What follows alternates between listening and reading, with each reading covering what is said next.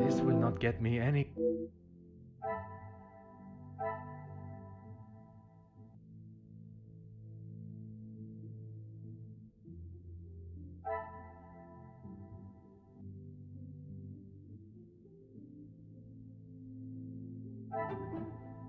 I cannot see the logic in this.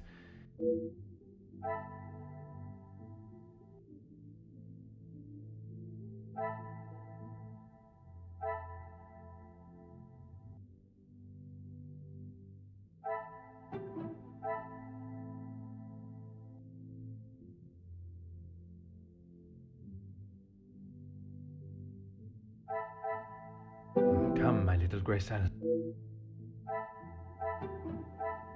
Is there something... The pieces of the puzzle are finally coming together.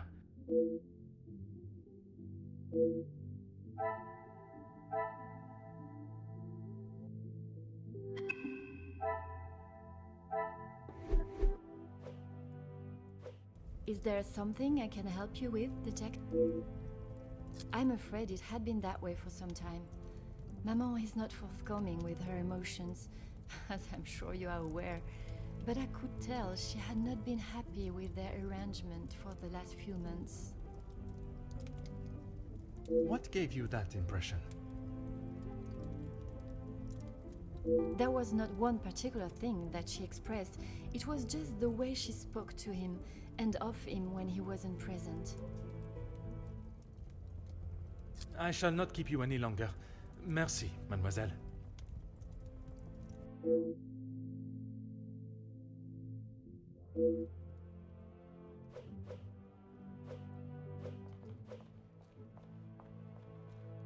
Whatever you need, Detective. Certainly, Detective.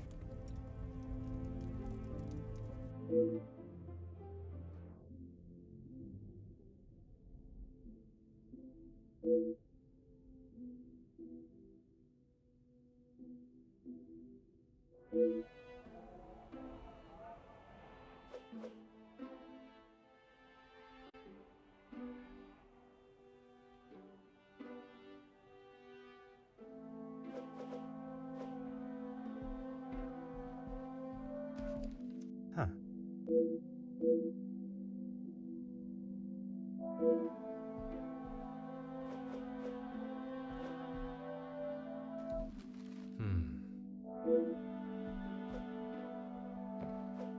Aha.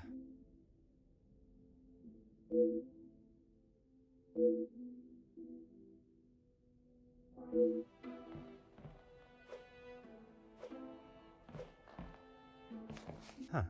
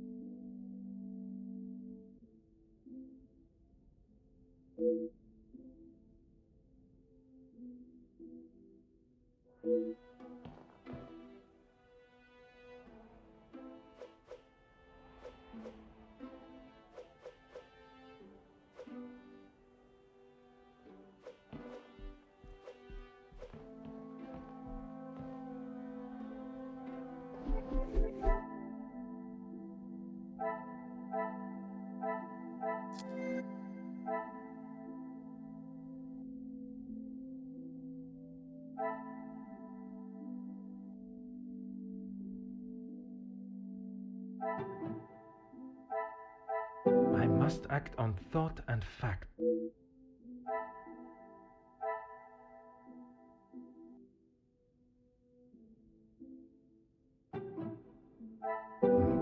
little grace.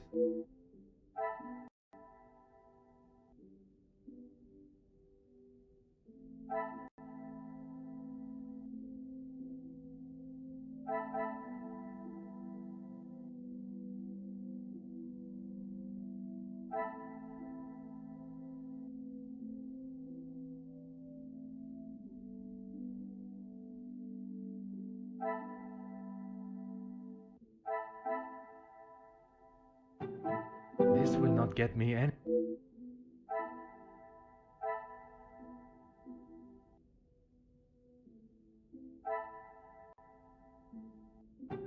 I must take a different.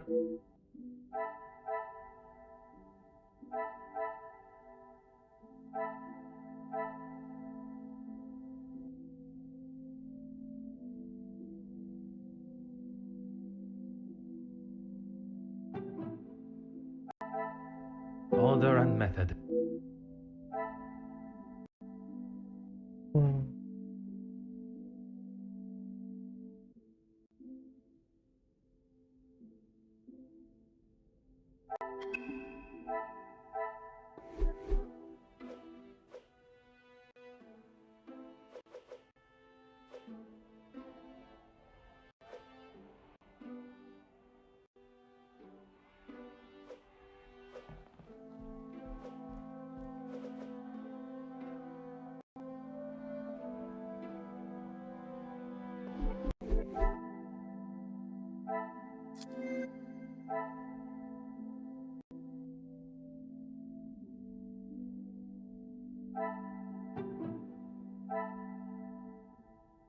Another success. I never doubted myself.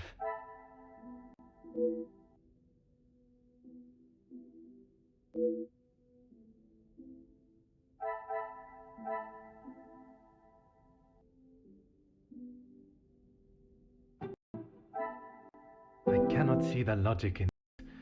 Perhaps.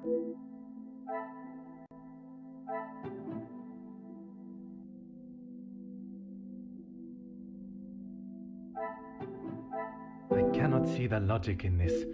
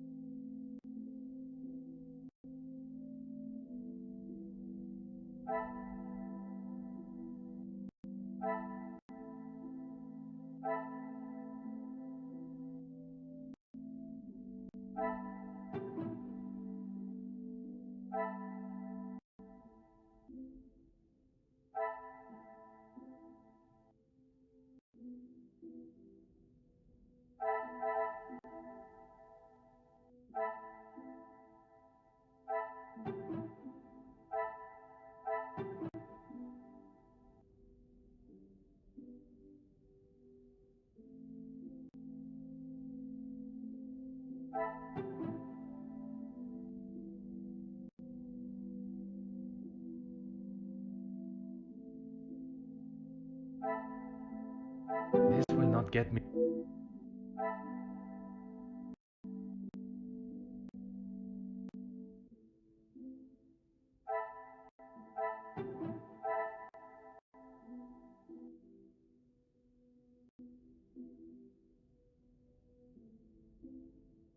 Things are beginning to become clearer.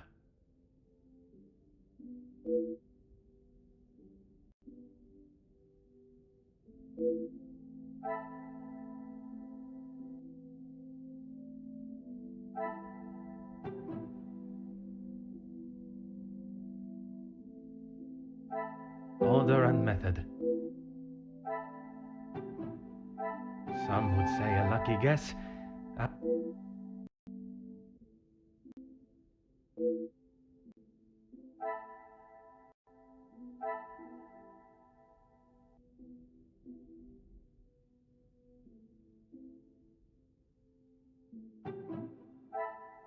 What a revelation!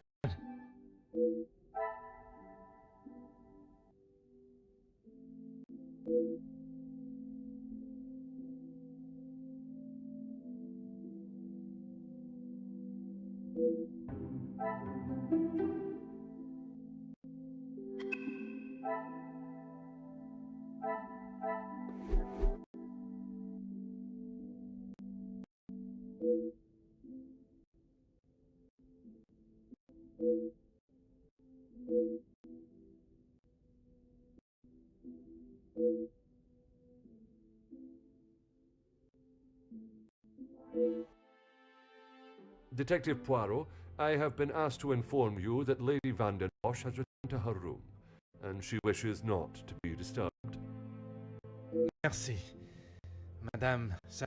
They may not be the exact words she used.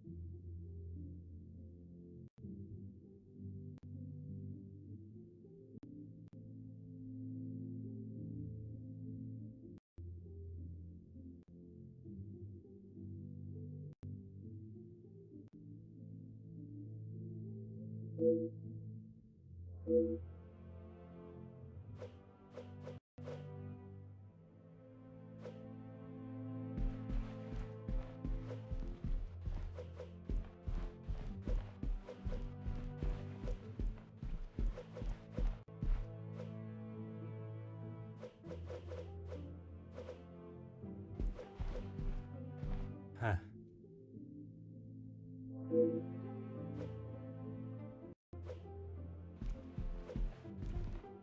Ah.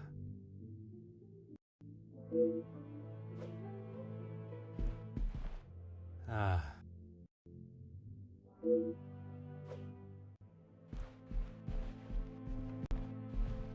Hmm.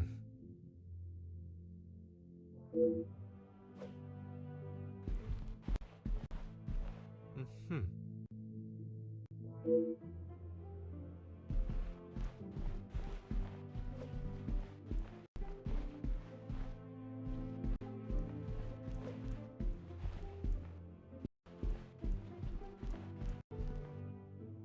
Oh.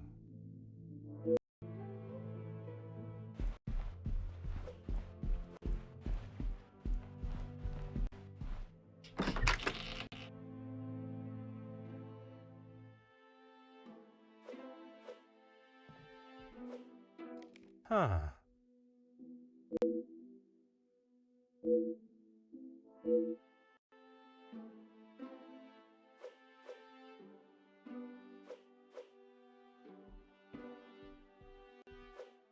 Oh.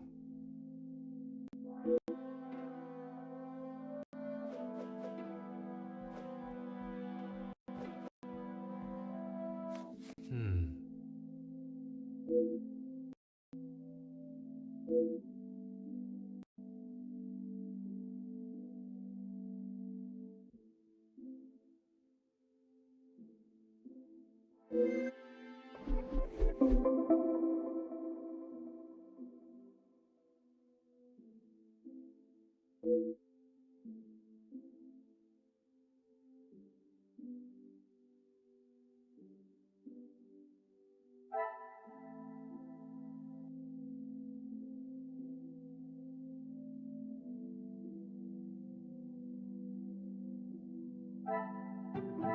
I must take a dip.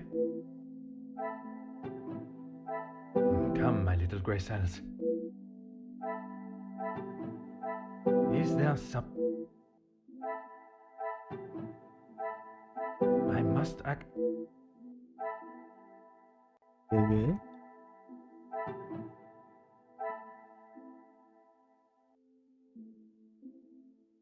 I should not be surprised by my own skills of deduction.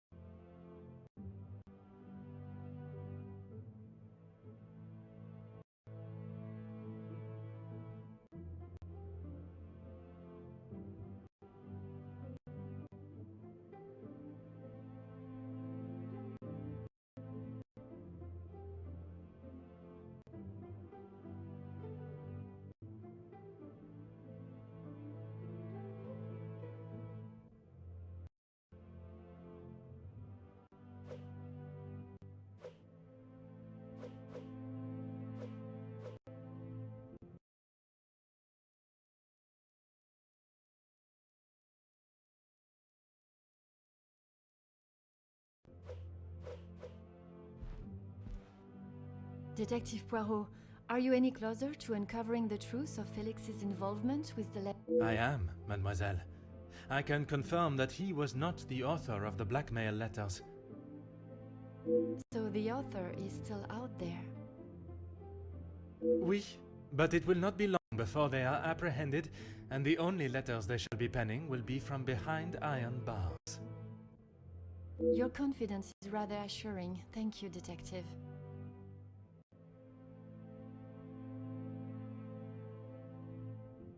I'm sorry, Detective. I did not intend to leave your mind so full of thoughts. No apology is required. It actually made me question my whole chain of thinking. What if there had been a collusion between them, and the Major's murder was planned, organized, and orchestrated to make the investigation seem almost impossible? Oh my, Detective, that is quite a theory. Every guest has a motive. You confirmed that with the mention of Mademoiselle Conrad and the Major's fight. Supplying one another with a rock-solid alibi would surely throw off any detective. But not you. Correct, mademoiselle. It would take much more to stamp Detective Poirot. I haven't read that book in so long. Yes, it was a gift for my 10th birthday. I have read it from cover to cover countless times. He left such a lovely inscription too. It sounds as though there is a side to the Major I did not get to see. Was it common for him to bring you gifts? Not common, but if he had been away for some time, he'd bring me a small memento from his travels. He hasn't done that in some time, though. There were. I'm afraid they may have gathered some dust being in the storage room for so long. I kept them in hope of giving them to my child when the time comes. It sounds as though he had always cared about you.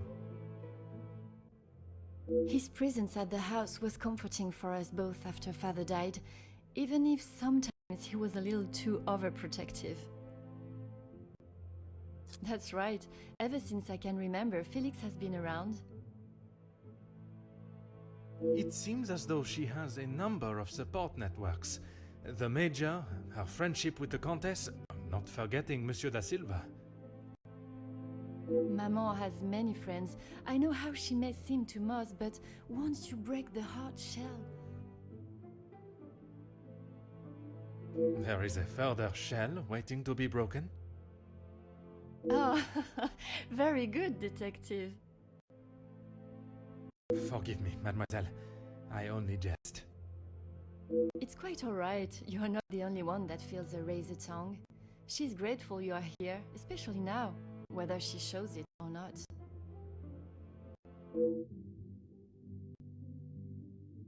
They have often come to blows when it concerns Maman. They are both trying to protect her, but they themselves cannot seem to get along.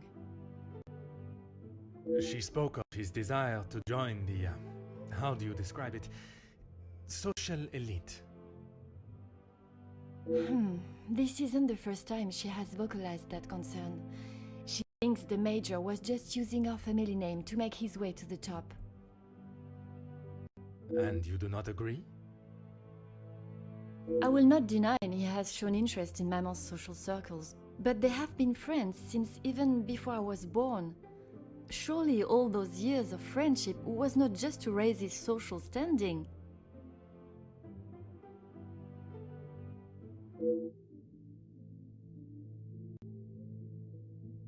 How do you mean, detective? I imagine a house of this size is rather costly, keeping it in the immaculate condition it is in.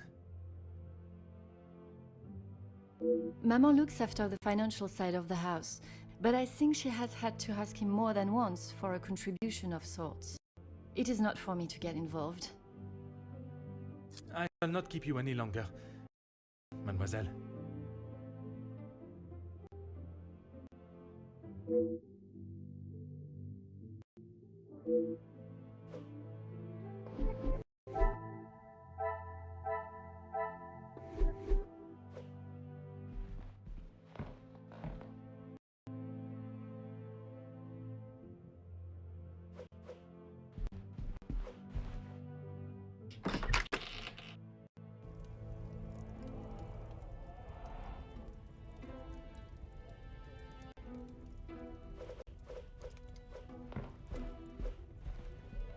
Aha.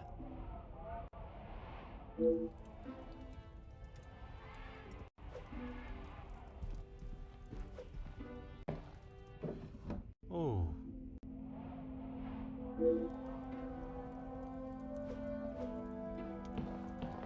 Ah.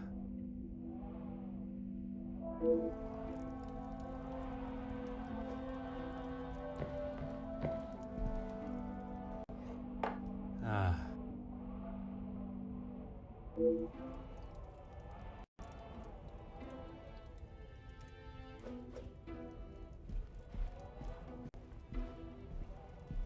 Detective Poirot, what do you think you are doing in here? I have something I wish to discuss with you.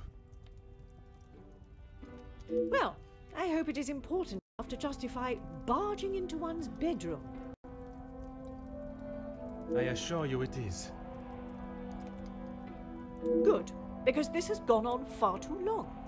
We are snowed in this house while a murderer runs amok. I can understand your frustrations, but it is not as simple as... You were once an incompetent officer, and now it seems you are just as incompetent as a detective. If I was not being lied to and misled at every turn, perhaps the murderer would already be in custody. I hope you are not suggesting I had something to do with Felix's murder. I am suggesting that if I had the support that everyone claims they are offering, we would be in a very different situation.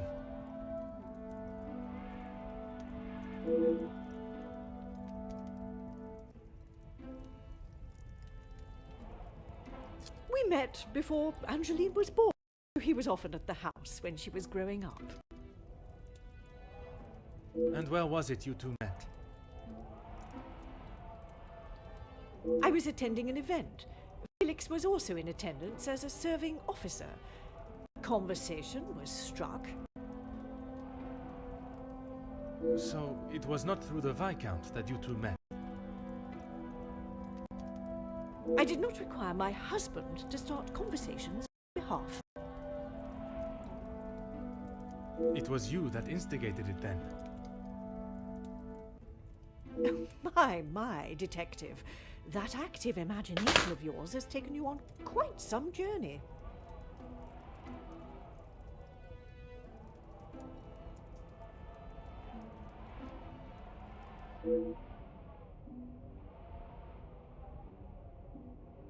Edwin spent much of his time away on business before Angeline was born. Felix was a welcome distraction from the loneliness of the house. You were alone in the house. The staff continued their duties, of course, but trying to get any sort of sophisticated or cultured conversation from them was like drawing blood from a stone. And when Angeline was born? Edwin remained at home. It was his duty as a father. And the Major? He had his own business and life to tend to, but we remained in touch via letter. Around the time of Edwin's passing, Felix had relocated to the area.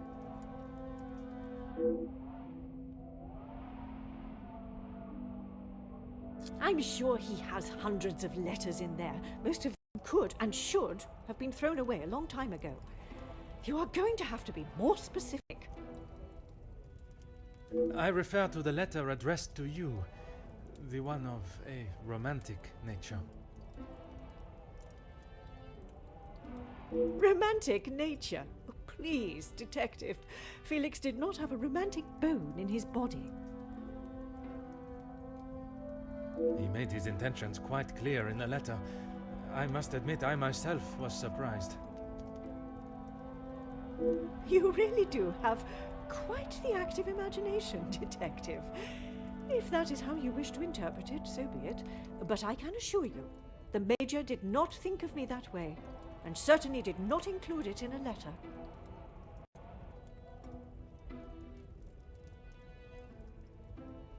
I think that is all for now. Merci, madame.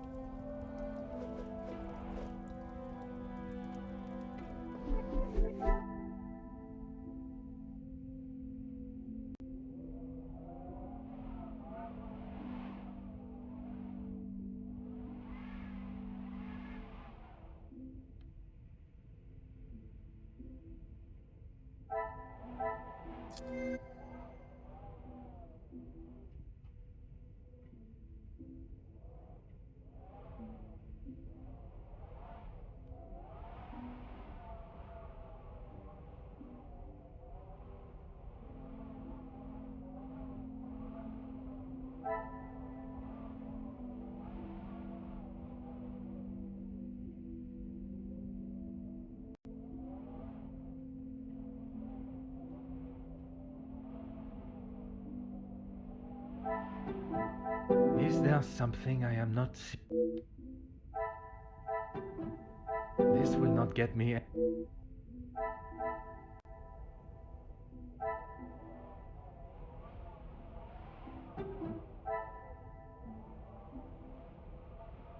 Come, my little...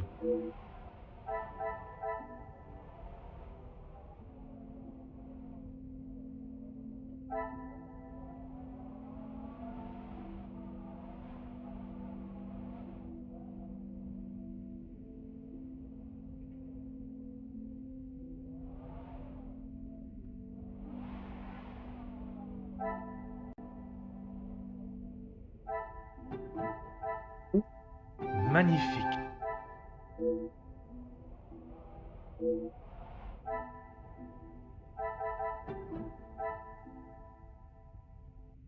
Things are beginning to become clearer.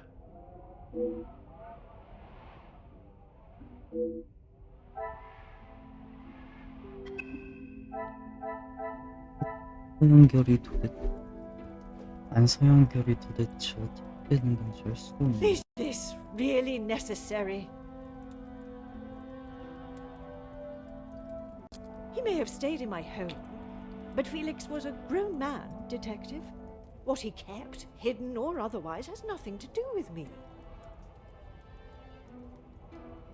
But it does not surprise you that he had such a photograph?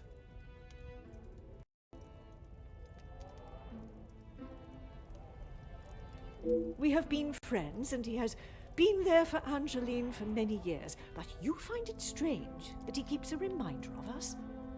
Perhaps that says more about you, Detective. What I do find strange is that if he did hold a flame for you, why he would never express it.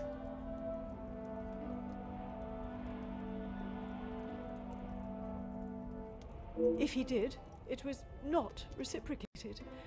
I have not even considered another since my husband's passing. Not that it is any of your business. I think that is all for now. Merci, madame.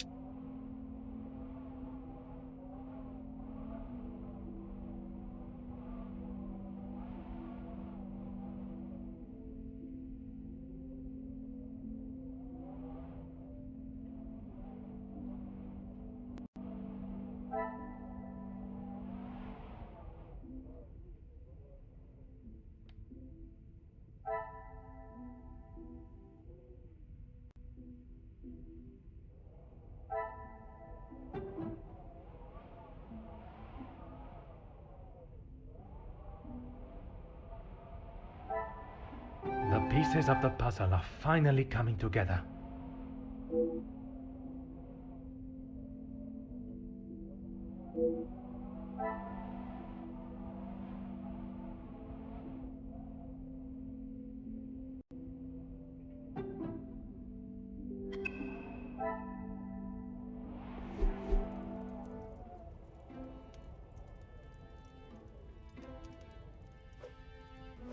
Is this really necessary? Who I allow in my house is none of your business. I do not have to explain anything to you. I did not think you were one for charity.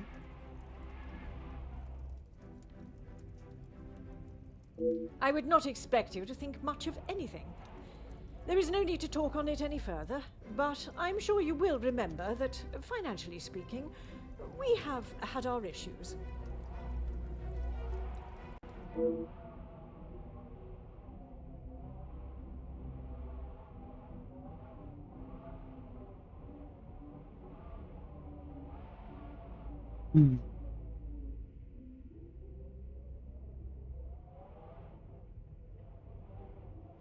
Need I repeat myself, Detective?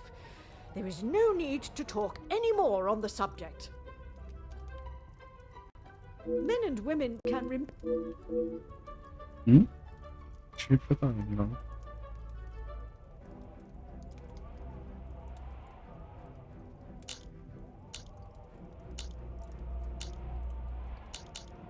Your continued probing into...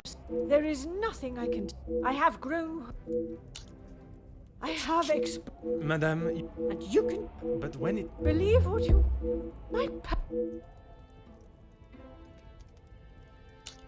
Who I allow in my house is none of your business. I do not have to... I did not think you were... I would not expect you to think much of anything.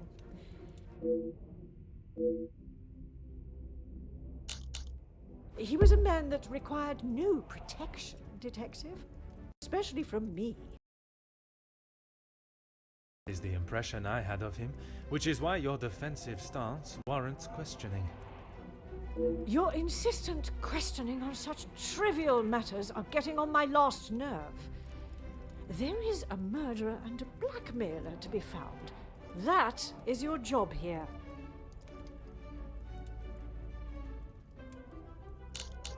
How many times do I have to tell you?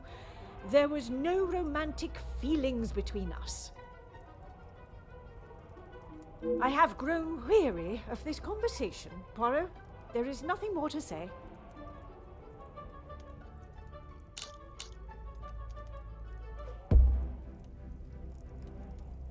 Madame, you continue to withhold the truth.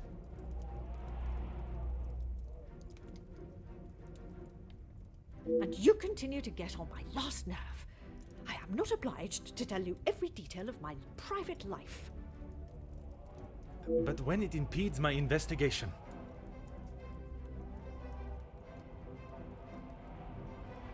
If only you were this focused on finding the blackmailer and... Madame. Very well. I did not lie about how we met. I was attending an event, raising money for... Oh, I cannot recall now.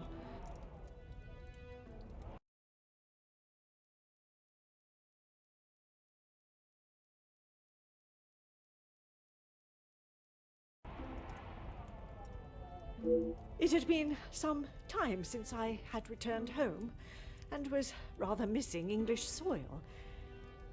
I was aware of Felix's invitation, or at least that there was to be several British officers attending the party, and that is where our friendship began. He was a warm reminder of home, and I enjoyed conversing with him. We shared walks in the park and read together. As I said, he was a welcome distraction from the days spent alone.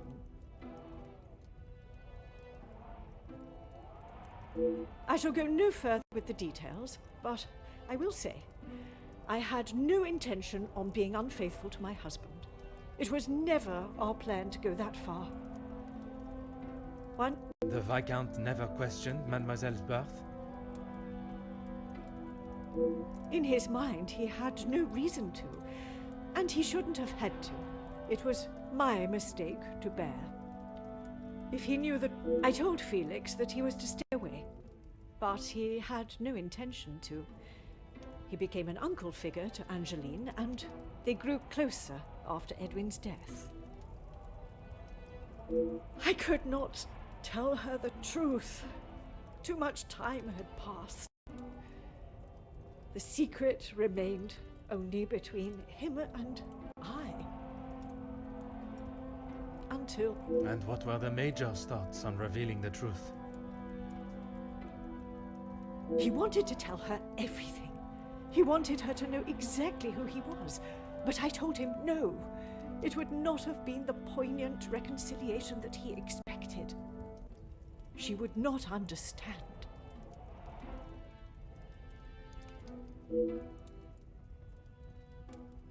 I tried to retrieve them from the safe after everyone had retired last night. But when I opened the safe, they were nowhere to be found. I assumed he must have hidden them somewhere else. When I entered the study this morning, they were as visible as a red notice on a police station wall.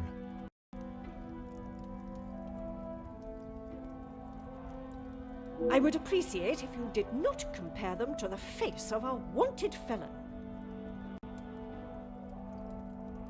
Pardon, madame. But that does mean someone else in the house has seen them. A mystery that is still yet to be solved. It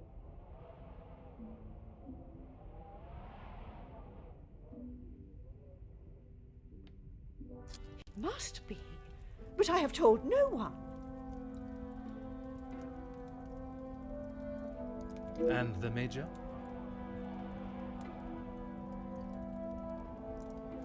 Felix promised me he wouldn't tell a soul, and I believed him, not even if he wanted to.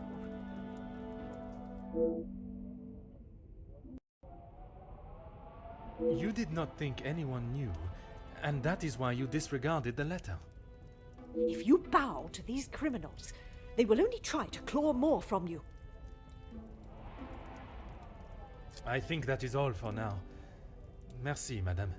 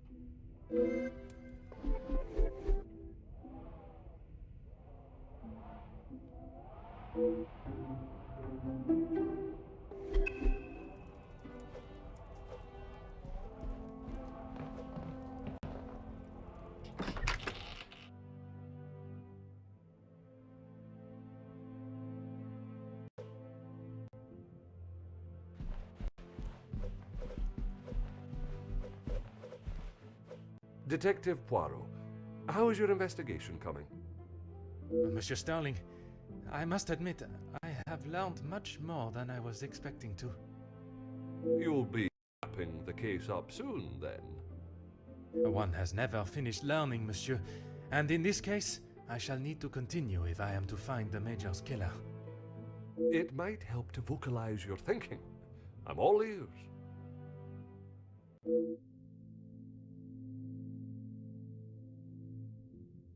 Monsieur, would you gather the guests and staff in the salon? Right away, Detective. Can I ask for what reason? I shall reveal all once everyone is together.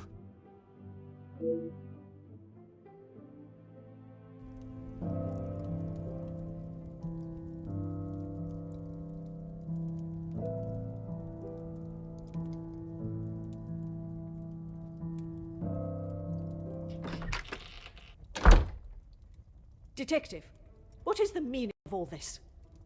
Madame, I ask that you all lend me your ears for only a few moments. What I have to say is of great significance to everyone.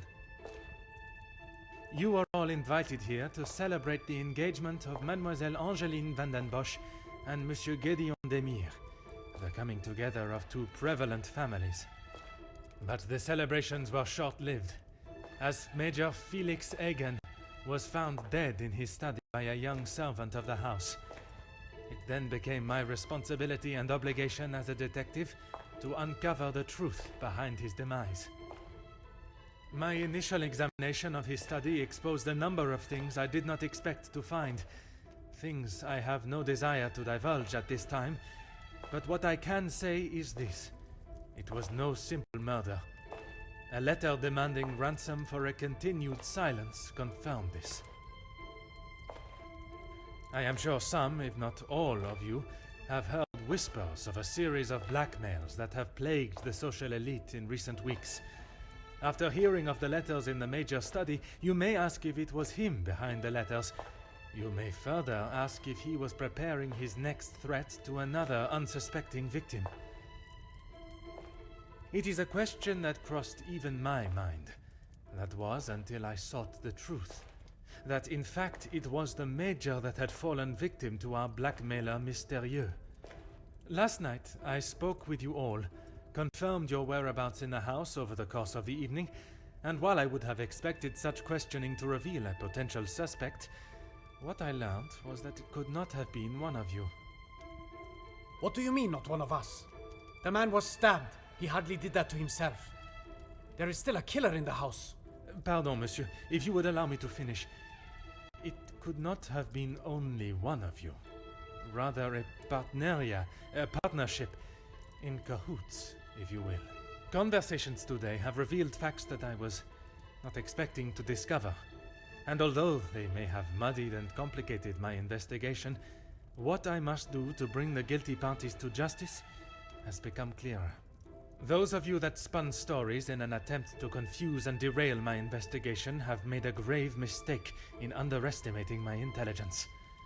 Other detectives may fall for such deception, but I can assure you, Detective Poirot is no such fool.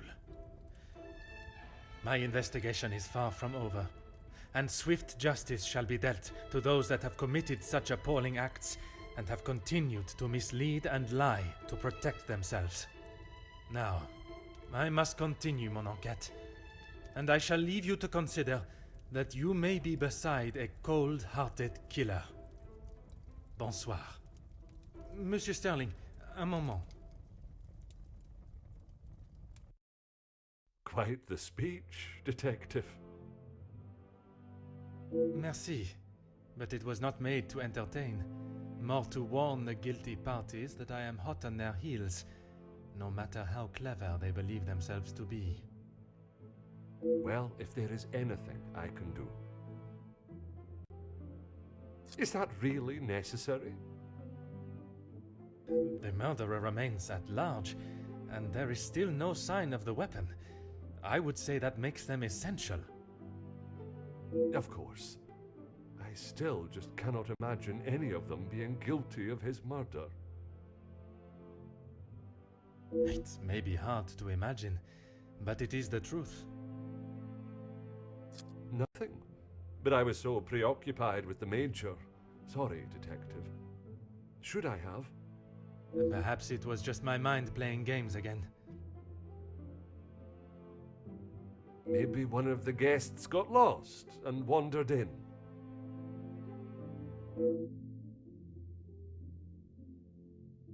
Master Hagen had a key, obviously, and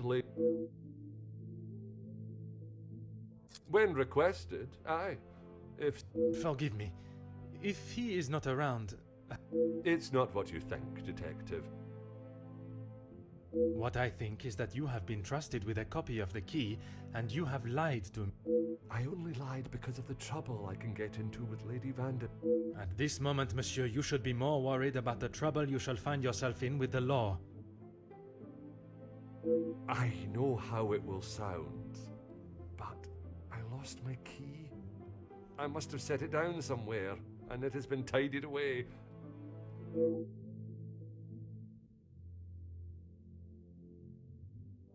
I should have said this morning. I'm sorry. Monsieur, I am not quite sure you understand the severity. I am well aware, Detective. I just thought... Would you allow a man with a smoking gun to remove his bullet from a victim's chest? I suppose not. I would like to begin my searches now. I may not be back when you return. Here is the key to the other rooms. Please Merci.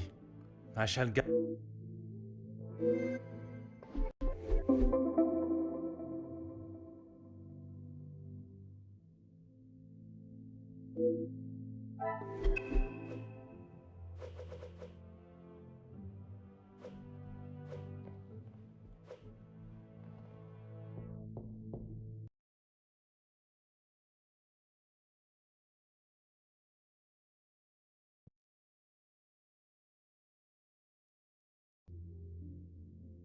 Entrez.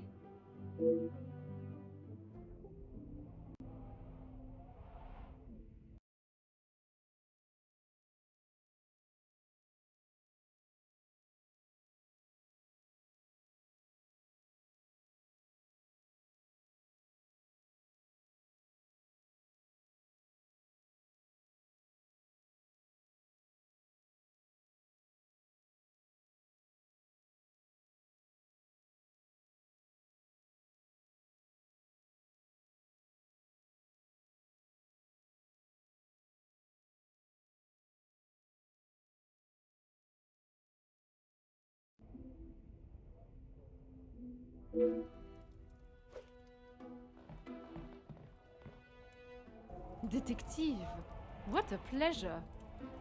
I did not expect to see you in my chambers. In a purely professional capacity, I can assure you. There is no need to act so stiff, Detective. Madame, after the revelation... I will not apologize again for merely trying. That would be Inga.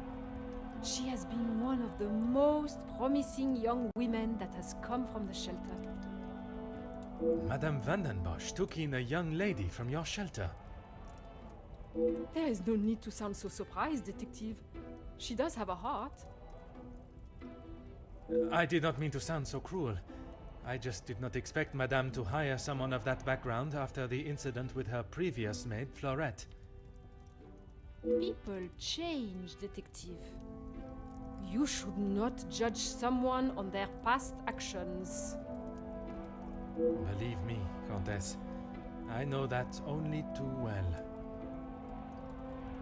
Be careful, Detective. That almost sounded like a compliment. It is your actions in this house that have been questionable, Madame.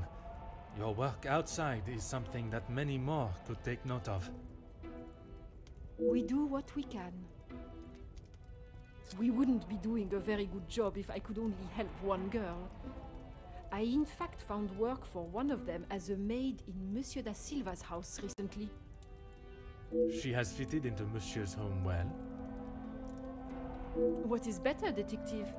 That she remained in an abusive house, or she is able to rebuild her life with an honest wage in a prosperous house? When put like that, is she happy in her position? The happiest she has been in years. I check in with them all as often as possible. And if there was a problem, I would know. Merci, Madame.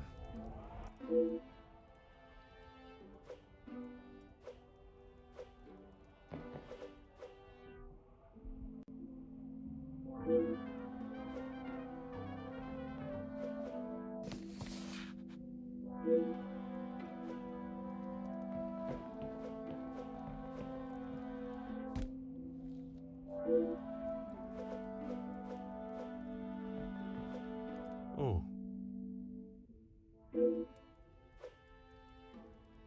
Huh.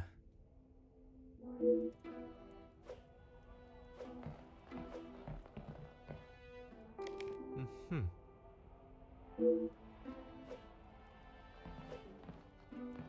Aha.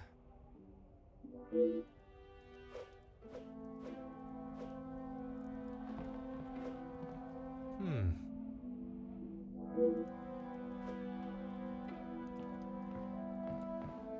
Huh.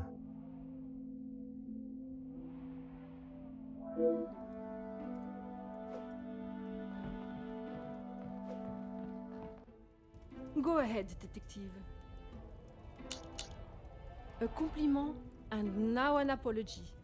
Well, There was something I was still unsure of. from my days as a nurse, oui. If that is so, why would you have brought several One must always be prepared, Detective. prepared at an engagement celebration? If I had not brought them, I would not have been able to assist you last night. Perhaps. Merci, Madame.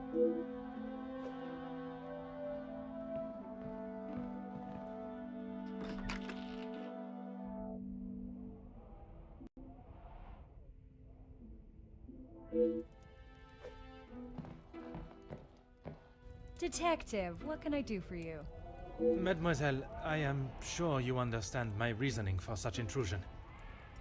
If it's going to clear my name, be my guest. If you wouldn't mind answering some questions, it can hopefully be clear faster. Like I said, he's not the man he wants everyone to think he is. Oui, but how is... You don't really want me to recount every conversation I've had with him, do you? There is one particular I had in mind. An argument would imply it was a two-way conversation. And that is not how it was? Here it is. I've been helping Angeline get exposure. Her marriage to Gideon is big news. What was there not to like? Your guess is as good as mine, Detective. But if I had to, I'd say he was jealous it wasn't his name at the top of the article. And his reason to storm off? Oh, you know about that. Let's just say I didn't accept his pathetic attempt to get me to stop the story.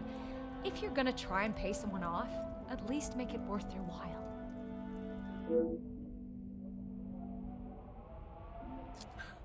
You've really got a fascination with that guy, huh? I would not say fascination. An interest, perhaps. Well, I'll save you the bother of trying to find out more about him. He's not that interesting. In fact, he's a bit of a wimp if you ask me. That is not the impression I got of him.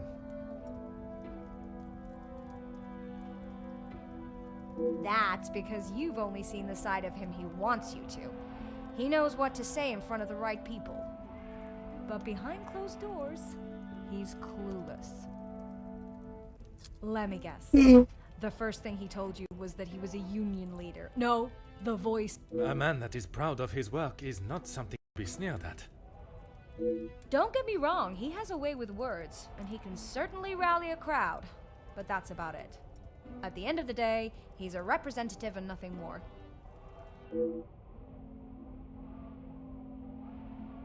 Merci, mademoiselle. Sure thing, detective. And if you change your mind on that exclusive about that shooting... If I do change it, you shall be the first to know.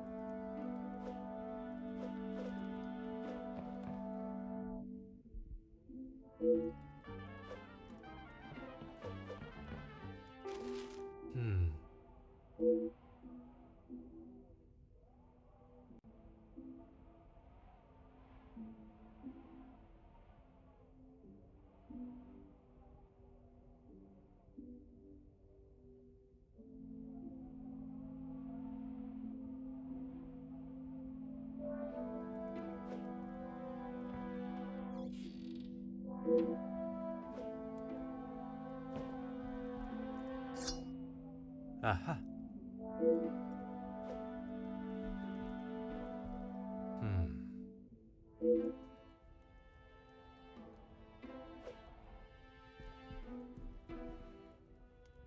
Oh.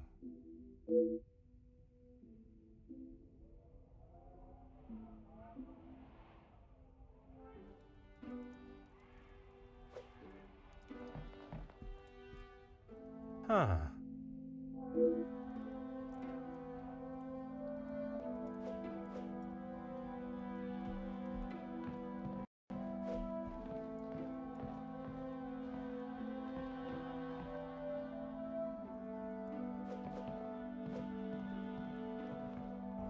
Go right ahead, detective. All Felix cared about was money and filling his... The Major was not in need of money, though. Need and want are two very different things. Did he need to move here and leech off the Madame? No. As far as I know, De Silva hired him to work security. He was worried what could happen to his precious factories if... And your reporters were there to cover the story did down that way. My reporters go where there is news to be told. And you predicted the violence that occurred?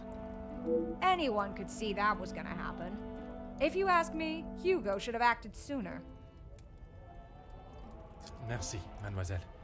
I...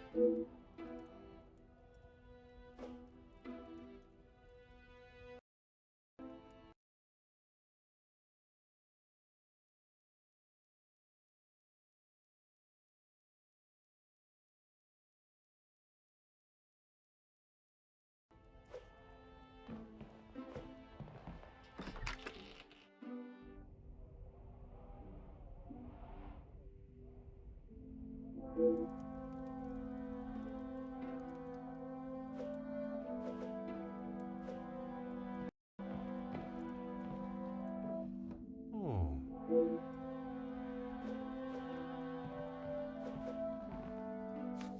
Oh.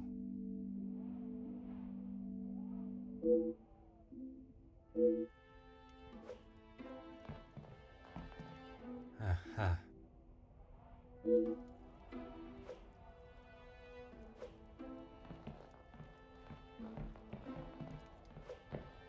Aha.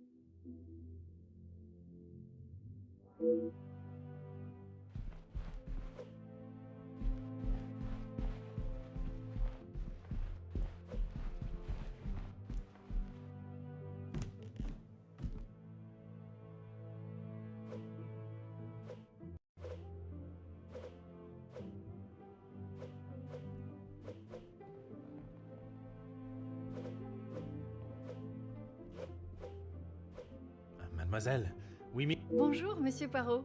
Pardon, détective. Just a detective is quite all right. Bon, can I help you with something?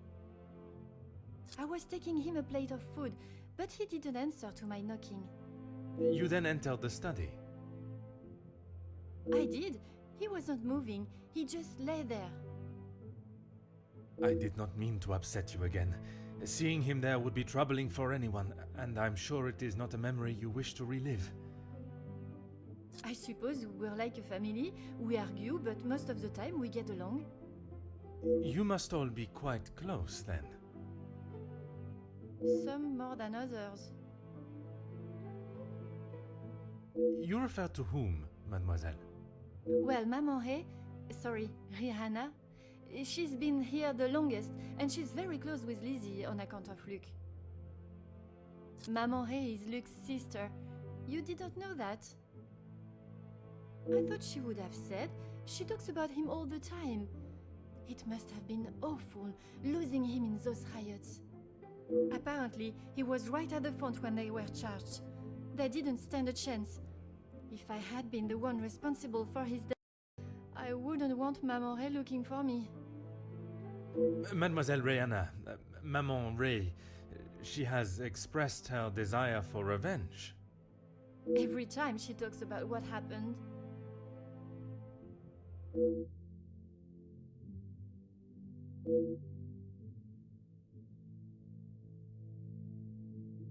I guess you wouldn't know anything about life on the streets.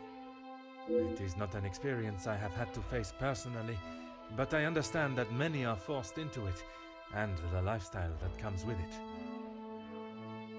The lifestyle of a thief, you mean? Oui. You are the first officer that has not taken one look at me and pulled out their handcuffs. Mademoiselle, I can see you have turned your life around, and I commend you on your efforts. Without the Countess, I would probably be rotting in a cell somewhere. Merci, mademoiselle.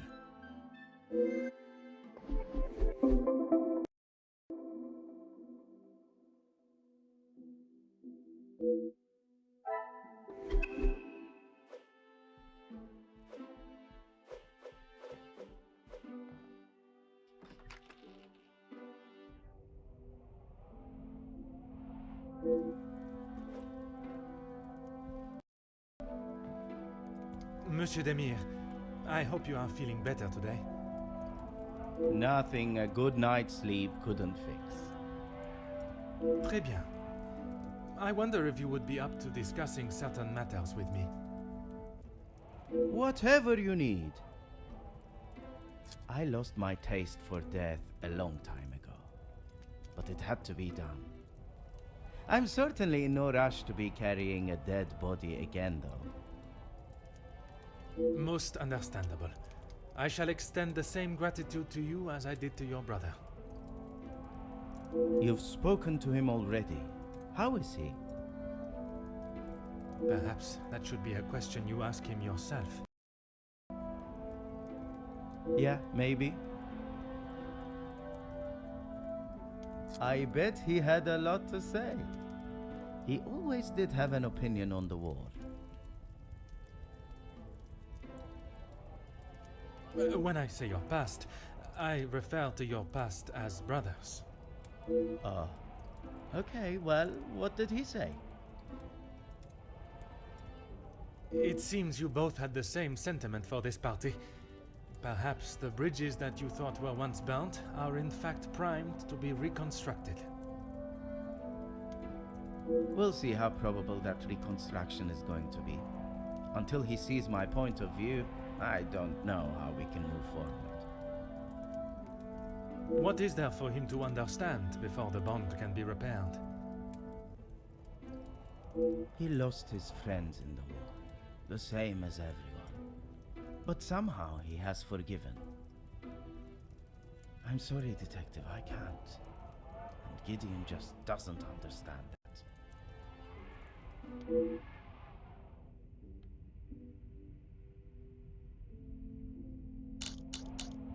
Those two, close. They must share something in common to be able to hold a conversation for the time they did. If there is one thing I know about my brother, it's that he will not. No. He cannot be rude. He just doesn't have it in him. Was it not your brother that punched Monsieur Hagen? Ah, that's different. He was asking for it. If you put my brother in a room with 5 socialites like her, he would work his way around every single one of them, offering his full attention and finest manners. Merci for your assistance, monsieur.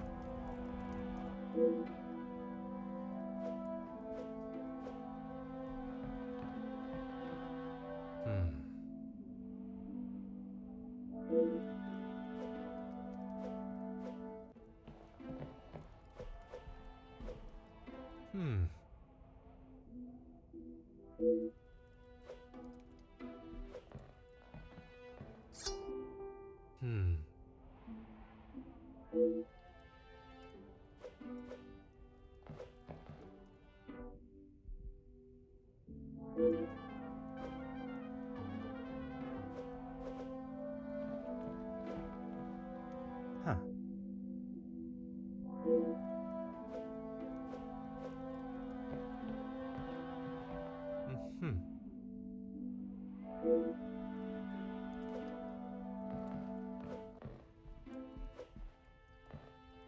Always got time for my favorite detective. I wondered how long it would take for that to become an issue. I shall give you the opportunity to explain the reason for it being here before I jump to any conclusions. It was going to be a wedding gift for Gideon. I've maybe not been the best brother in recent years. I thought this could make up for some of it. After what happened to the Major, I thought it was a bit tasteless. You did not see it fitting to tell me you were harboring a rather sizable knife in your room? I wouldn't say harboring. And I wasn't expecting to be a suspect in a murder. Merci for your assistance, monsieur.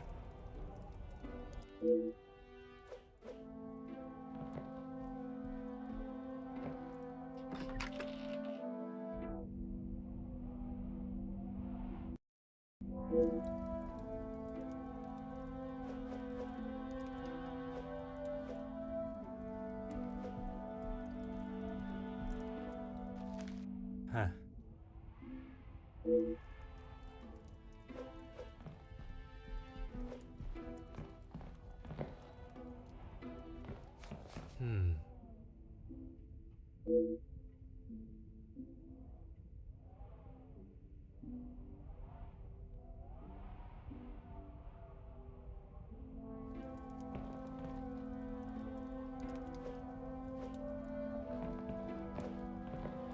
Ah.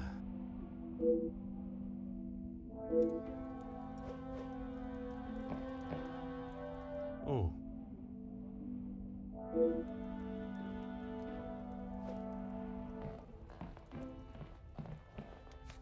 Oh.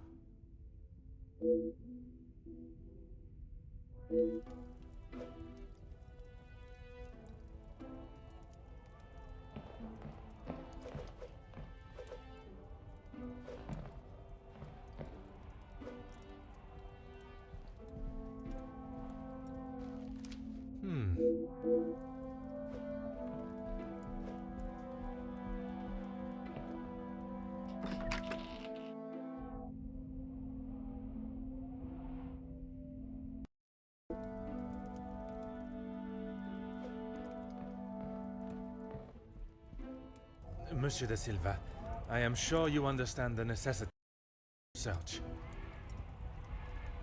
Not really, Detective.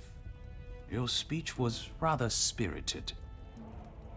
But it did not give me much faith in your investigation. I have not had my abilities questioned to my face by one of those I suspect of a crime before. Well, if you wish to prove me wrong, you should hurry up and find Felix's killer. And I hope, with your help, monsieur, I shall. Yes, I helped him invest some money. Unfortunately, he was not the businessman he thought he was. Madame Vandenbosch had a very similar view. At least he could have taken solace that you are both in the same position. I think you're confused, Detective. It was Edwin that lost his fortune, not I. Forgive my naivete. If you were helping him make viable investments, would you not have seen the same opportunity for yourself? I told him about the opportunities. I did not tell him to put his whole family's wealth into it. The prospect of doing good meant more to him than his profit margins. He was bound to fail. The business declared bankruptcy. It did, until it was purchased for a fraction of its worth and made the new owner a small fortune.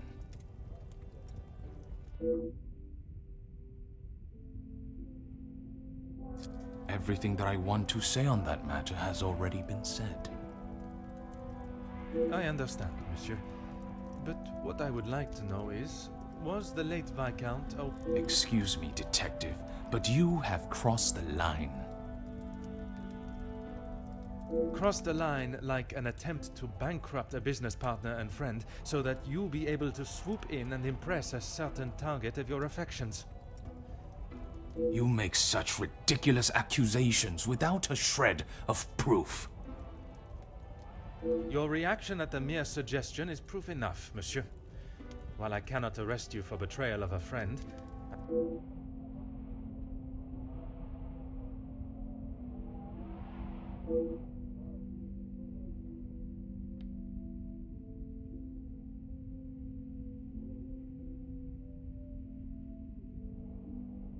He didn't have much to speak of. I was always surprised at the life he lived. surprised in what way? Well, considering it wasn't that long ago he came to me asking about work, I didn't think he was in such good financial shape. You offered him a position. Nothing that he was willing to lower himself to. That's when he began talking about what else he could do for me. If you can call what him and his team did security. It was a considerable amount you paid him? There's no need to divulge amounts, but it was certainly more than was expected.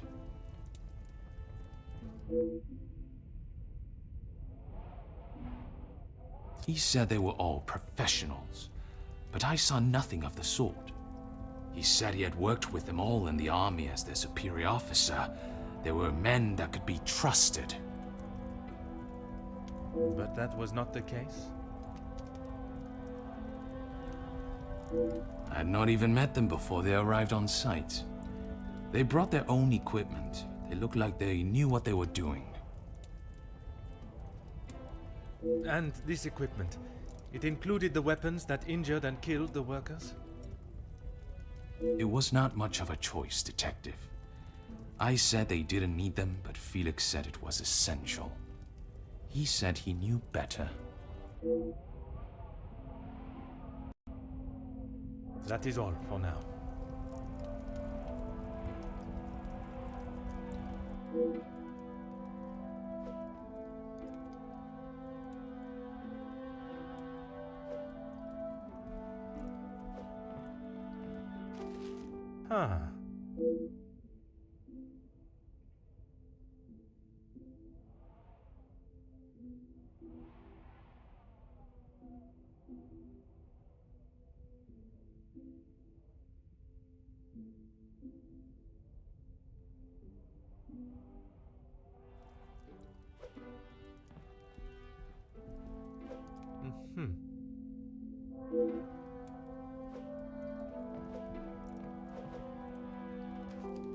Aha.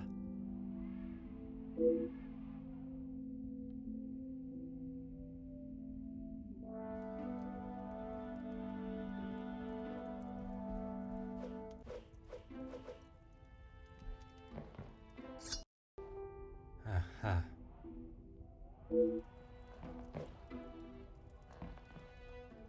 Ah.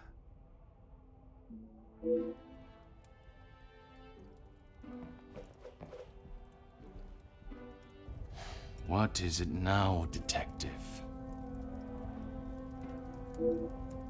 I have spoken of a potential blackmail ring, and yet you still kept your letter to yourself. It is none of your business. And it is nothing more than a cheap trick to have me admit something that is not true. If that were the case, it would be strange for you to have kept the letter and brought it with you, would it not? Your persistence is a trait I do not enjoy.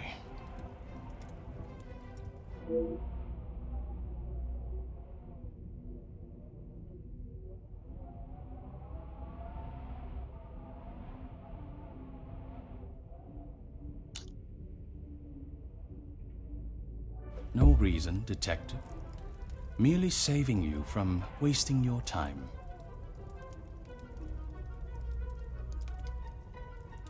I will be the judge of that. I would like to know about any and all evidence that may help my investigation. I trust there is nothing else you deem a waste of my time. Of course not, officer. It's not as though you think I'm harboring some illicit secret. The letter...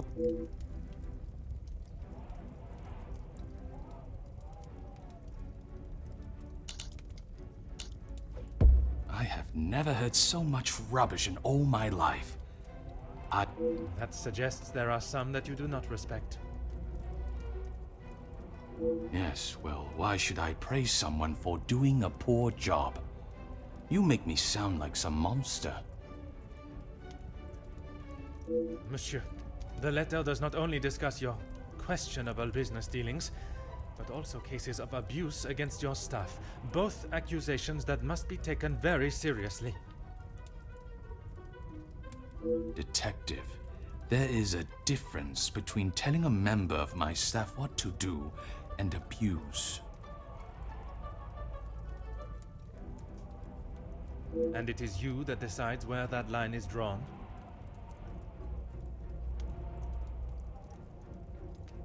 In my house? Yes, it is.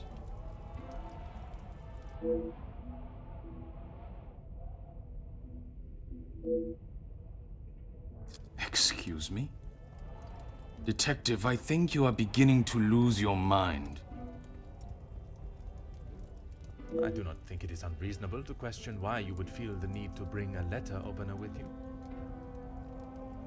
Really, Detective? If I had stabbed a man with it, do you really think I would have left it lying out in my room?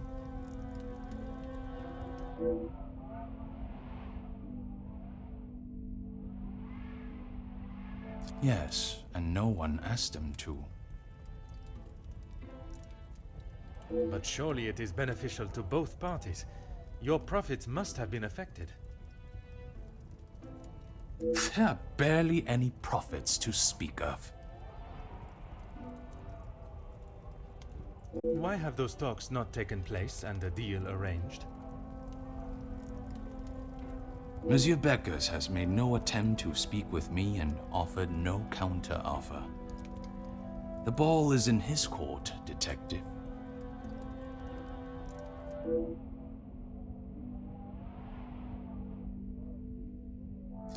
Please stop calling it that. I treat all my servants exactly how I owe. That does not mean your behavior is appropriate. They have one chance. If they are not doing the job they are hired to do, they are gone. You would be surprised how many staff expect an easy ride.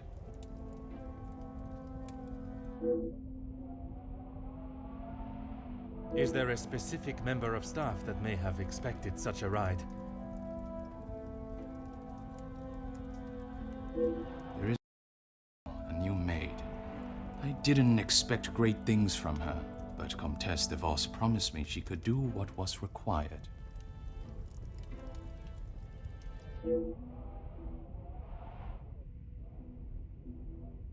That is all for now.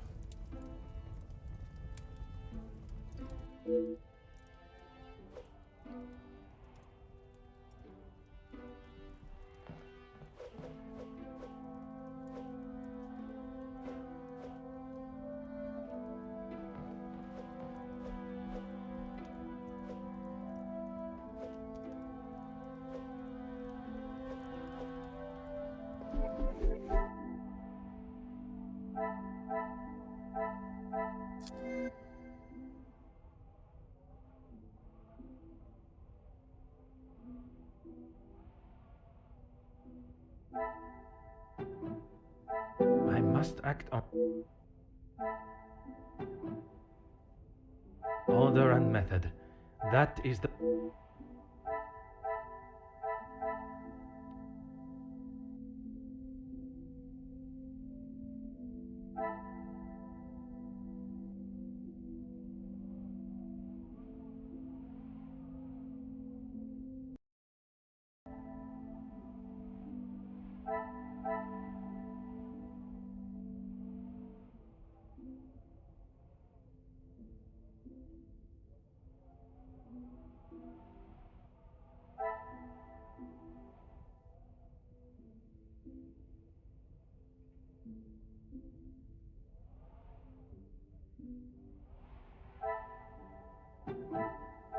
I must take a different...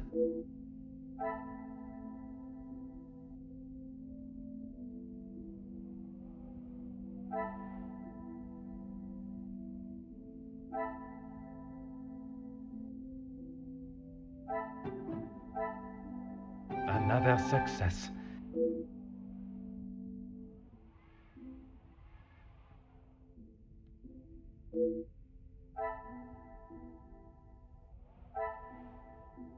오.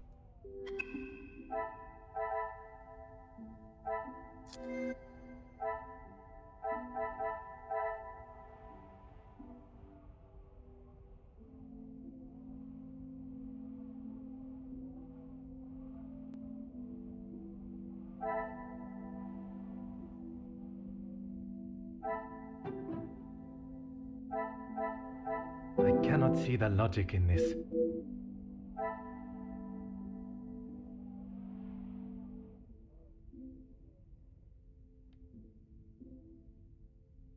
이거는 해야 될 거.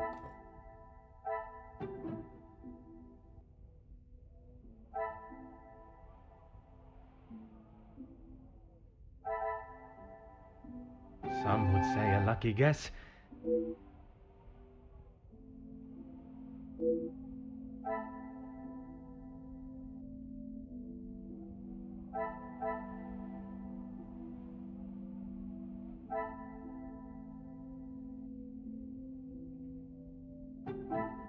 I must act on thought and...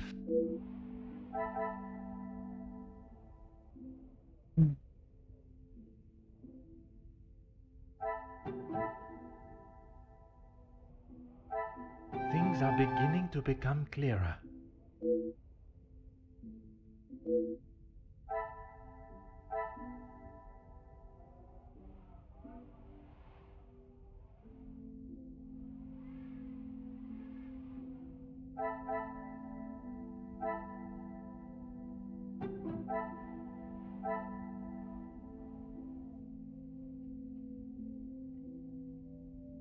Order and method. That...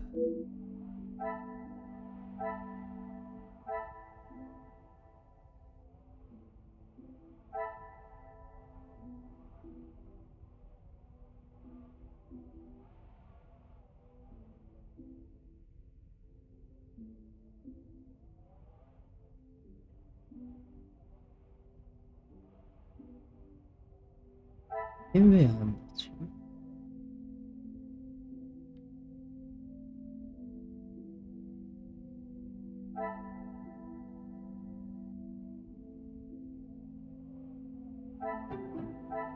Come, my little grey cells. 모르겠.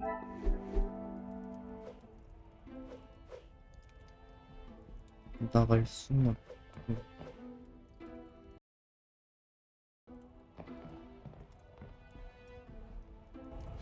What is it? 해가지고 That is all.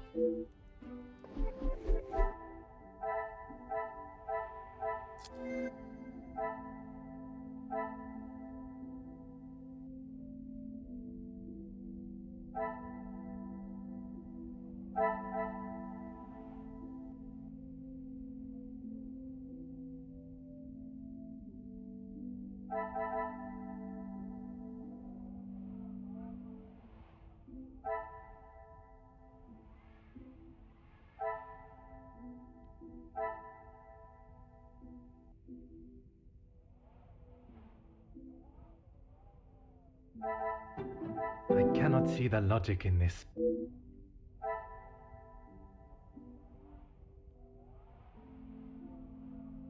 응? 아니 갑자기 여기로 간다.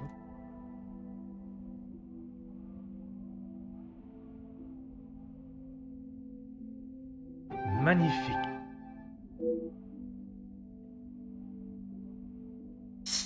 이게 된다고? 하는 것 같은데.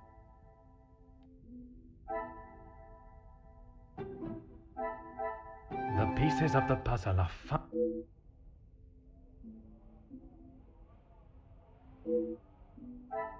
그치? 뭘 What a revelation!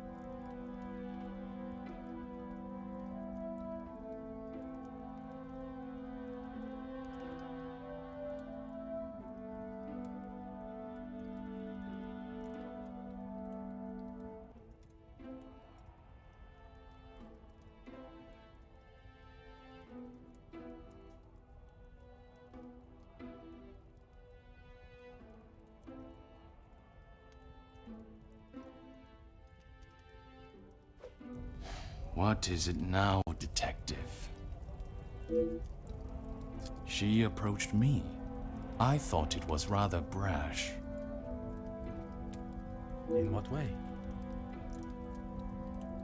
Assuming that I would want to take on another servant, and one from such a troubled background. She is running the charity, not I. When he came to me, I told him that with the factories on strike and my profits pouring down the drain, I had nothing for him. But he said he could help me get them all back to work and the factories earning. His rates were steep, but he said he knew what needed to be done, and he was prepared to do it. A week passed and they were all still on strike. In fact, even more had joined them. He made excuse after excuse, demanding more and more money for the job to be done. But he never actually told me what he was going to do. The riots.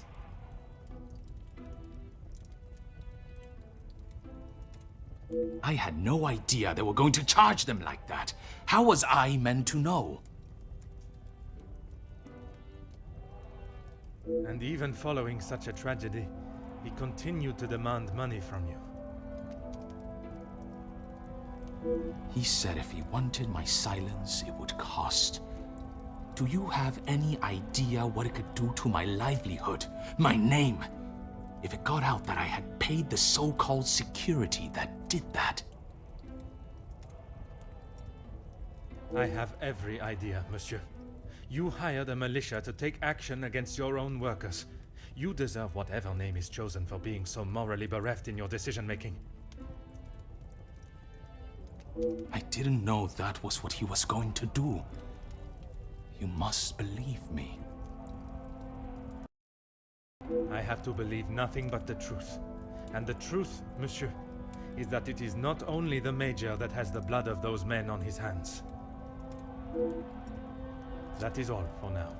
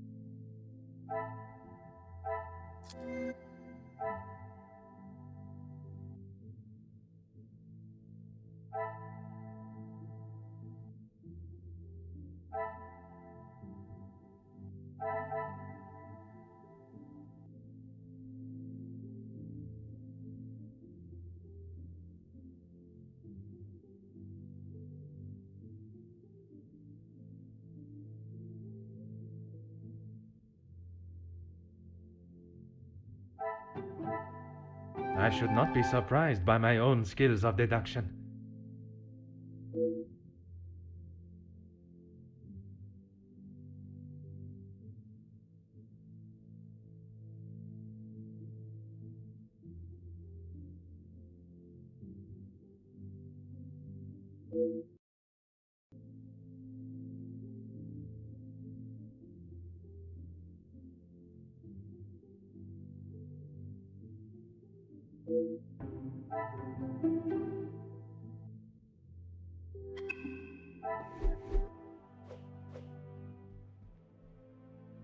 Is there something you need, detective?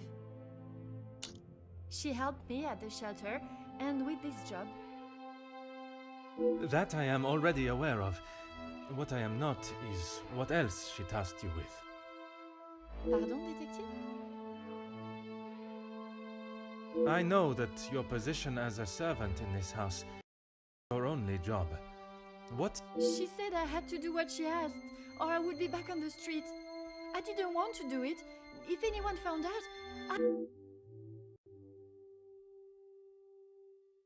Merci, mademoiselle.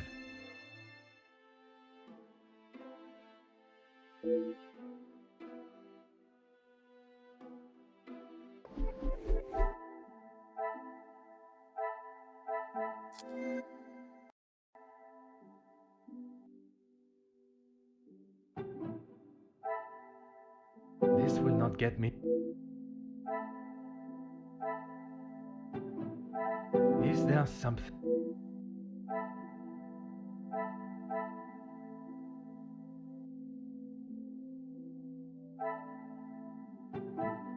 I must take a different approach if I...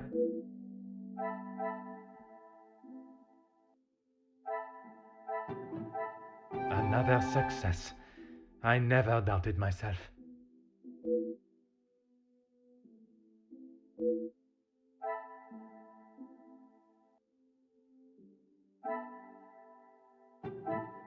Things are beginning to become...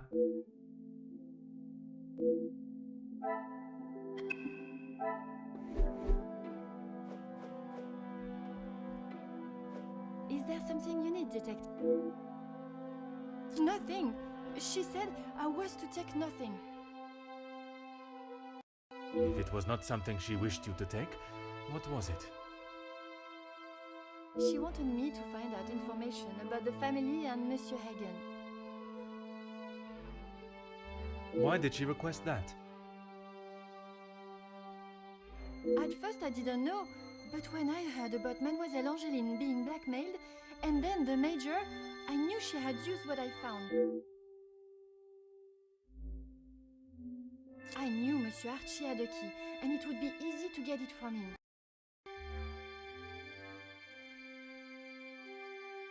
You knew that the Major asked Monsieur Sterling to access the safe from time to time, and if anything was ever discovered missing, he would surely take the blame. I never took anything. I only told the Countess what I had found. And that was? About Monsieur Hagen and the Madame's relationship, and Angeline.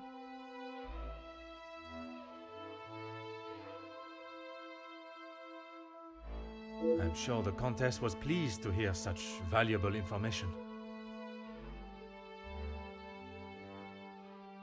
She said I had done a good job, but I needed proof. That's why I went back and got the letters last night.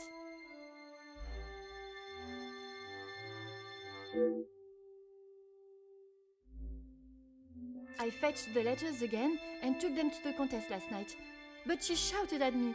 You were only doing as she requested.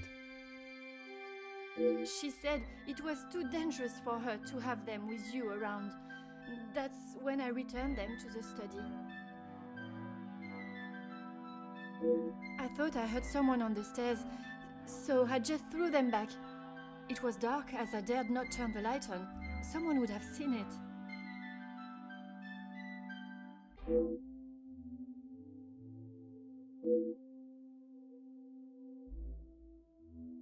Merci, mademoiselle.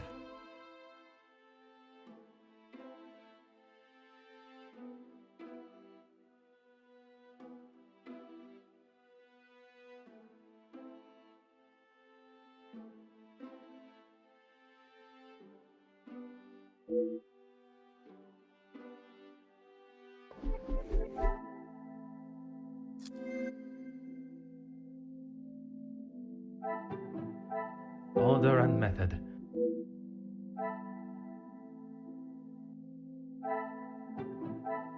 Come, my little grey cells.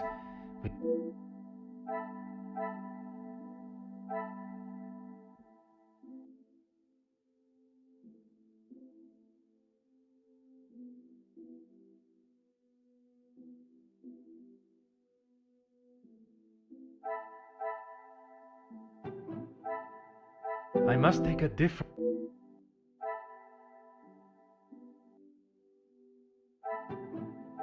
Another success.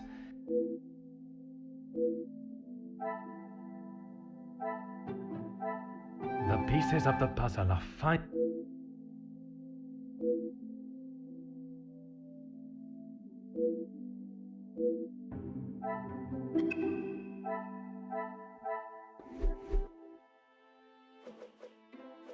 Is there something you need, Detective?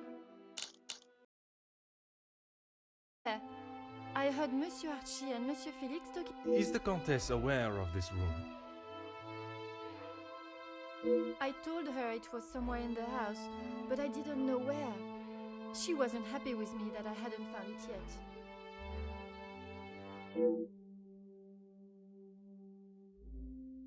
Merci, mademoiselle. Your honesty today has helped me greatly. I suppose that I will lose my position. That is not my decision to make.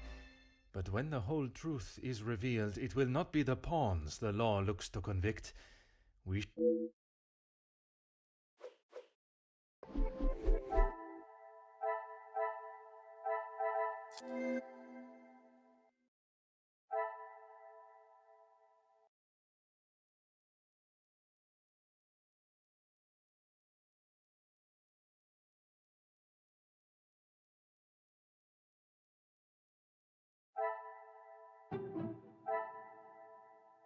I must act...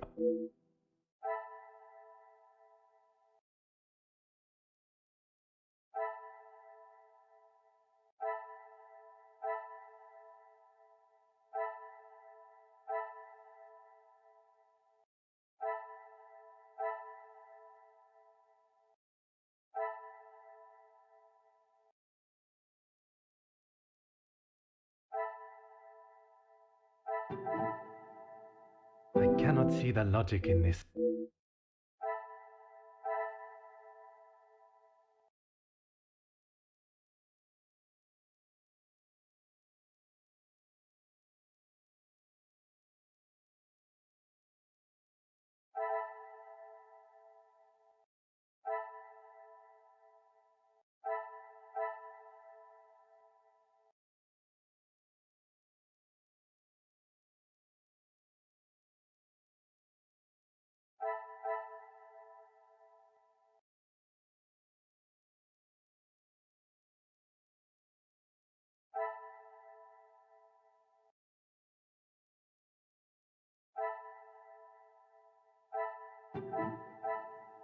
This will not get me.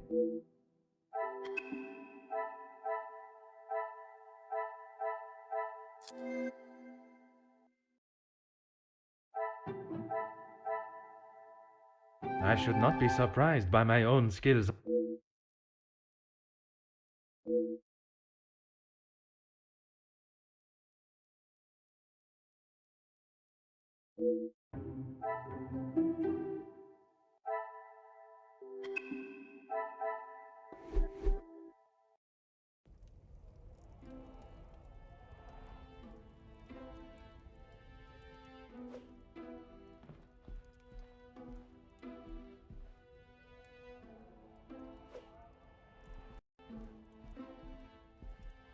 Mademoiselle, merci for coming.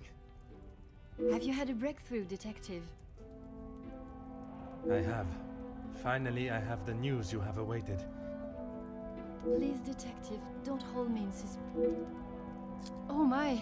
I feel faint at the thought of knowing who could have done this to us. It is said to keep your friends close, but your enemies closer. It is Countess de Vos that is behind the letters. I don't believe it! What about the Major's letter?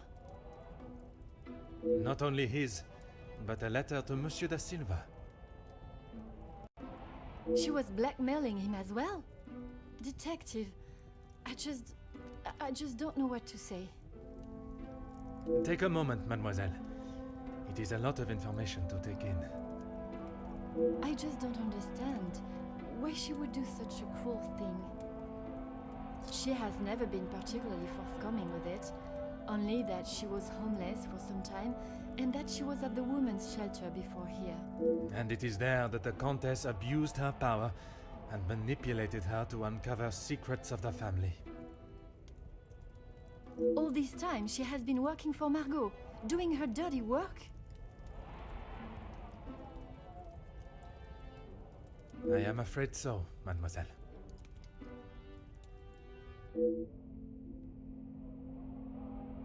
Is Maman aware? You are the first I have told, mademoiselle. Next will be the authorities. I'm afraid that we'll have to wait. And we will. I want to see her punished to the fullest extent of the law. But we cannot telephone anyone, as the lines are still down. Monsieur Archibald informed me earlier. I had hoped they would be working again. Last night's snow must have caused more damage than expected. Last night? They have been done all weekend, Detective.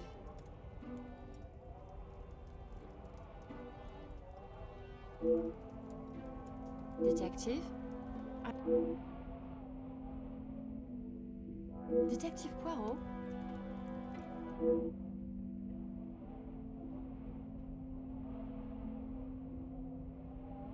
Would you like me to fetch you a glass of water, Detective? My apologies, mademoiselle. I was taken back. Merci, madame.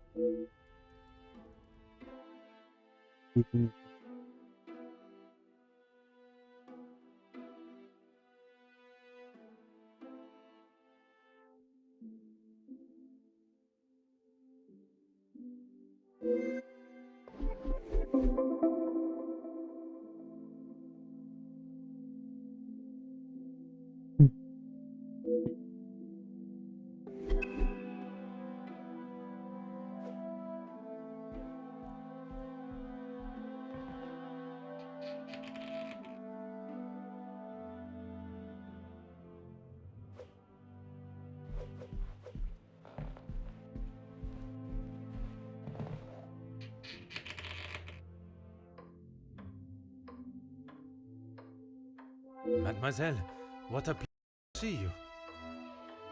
Detective, It is a rather late hour to be wandering the halls. Oh, yes, of course.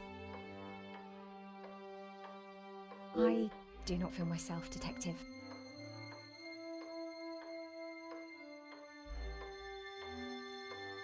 If that is the case, you should be resting. Allow me to help. No, that's quite all right. I will see to my duties and return to bed.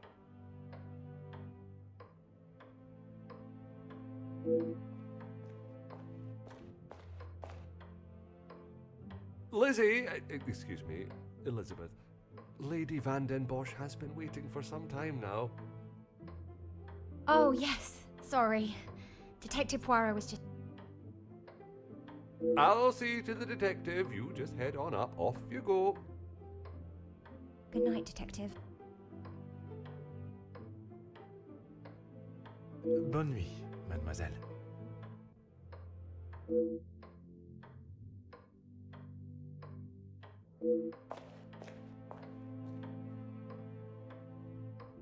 I'm sorry about her, Detective. As you can see, she is still not back to her usual bubbly self. This weekend seems to have taken quite a toll on her. She'll be right as rain in a couple of days. Now, what can I... As if by magic you appeared when needed. I would like to speak with you and the remaining staff. If you could gather them in the staff pantry. At this hour, Detective? Is that really necessary?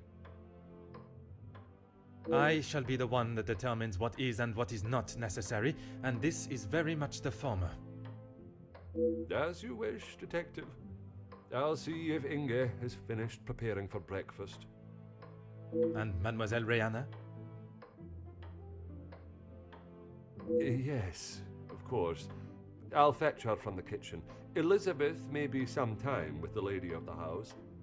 Perhaps you'd like to start with us? Very well.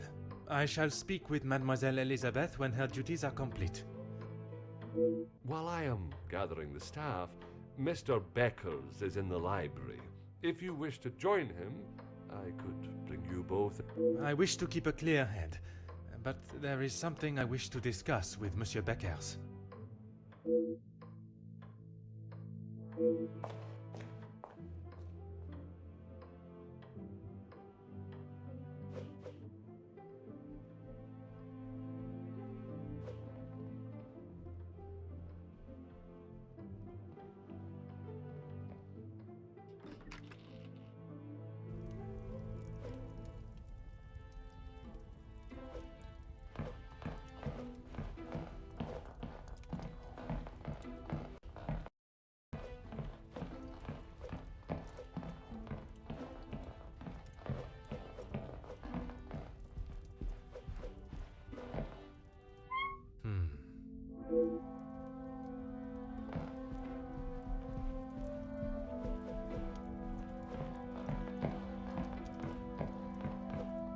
Monsieur Beckers, it is rather late.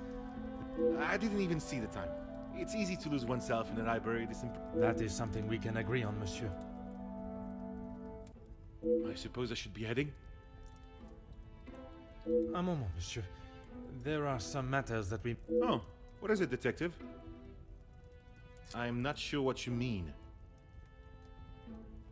Her proposal to make you somewhat of a star, a figurehead for the working man. What would you call that? There was certainly no talk of making me a star. That is not the type of man I am. She wanted to write a piece on my work with the union, and I was happy to oblige.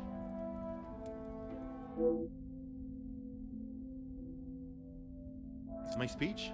I'm not sure what speech. You may save your false ramblings for your next audience. I am aware you spoke with the Major yesterday. Whoever told you that has it wrong, detective. Please, monsieur. The truth. Okay, fine. Yes, the Major and I spoke, but it was not for long. I was trying to convince him to speak with Ernesto. It's time we brought the strikes to an end. And that was best approached by a shouting match? He wouldn't listen to what I said. I spent so long preparing how I was going to convince him, but men like him are only swayed by one thing: money.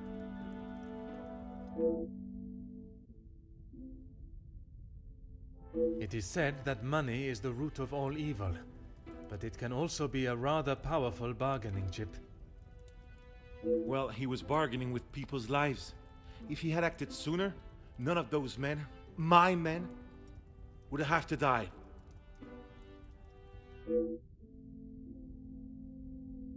A deal? It was an insult. And that is why you did not sign it? I didn't sign it because the workers deserve so much more, not his pathetic attempts to get them back to work. Did you think there was a chance for a better deal to be made? I know there was. He's a pompous swine that cares for only himself and filling his pockets. Mademoiselle Conrad can be quite convincing, can she not? She has certainly taken several wealthy business partners by surprise with her knowledge and prowess. But she did not surprise or use you? Me? Used me? Don't be ridiculous, detective. There were no...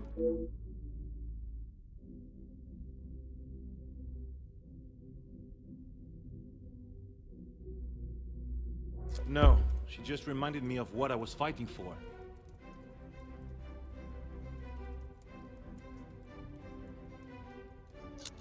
And I stand by that. It was an insult. A rather bold move to make such a decision on your...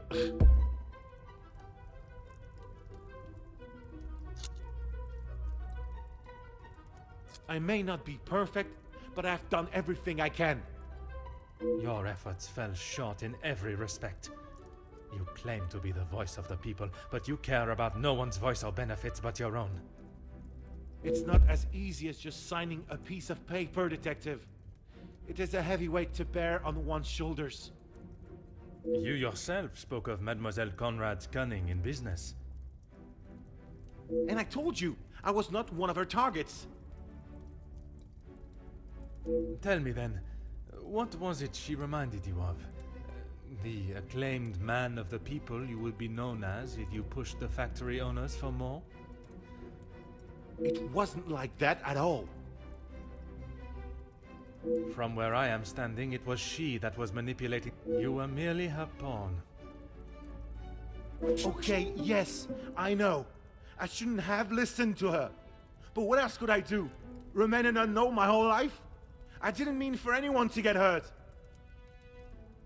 It may not have been your intention, but we both know the result. You rolled the dice with those men's lives for fame, and you lost. What does that have to do with anything? I have often wondered about the competition siblings face in a large family.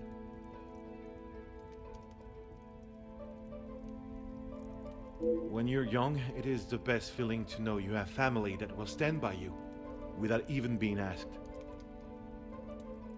It is not until everyone starts carving their own path that you realize you're walking yours solo, and those that were beside you are now miles away. My older brothers were the athletes of the family. They both played soccer. And were the... Oui, monsieur. But I can assure you that was not I. Then there was me. Quiet, timid, a shadow of the Becker brothers. My voice and very presence was forgotten and ignored. Nothing I could say or do would ever reach the bar they had set. Now that I no longer stood in the colossal ombre of my brothers, I could become my own man. When the position of union leader was posted, it was my chance to finally be heard. You hear politicians speak of the little or the common man? Well, that was me. And I knew what we wanted and what we needed. When I spoke, others listened. I held their gaze with a sense of pride, a sense that what I was doing was for the greater good. It was supposed to be my crowning achievement. Lead the men to victory over the money-grabbing oppressors. But instead, All I did was lead them to their deaths. Monsieur, it was not at your hands that these men died. The blame cannot lie solely on your shoulders. Those responsible will be punished for their crimes. That you must trust.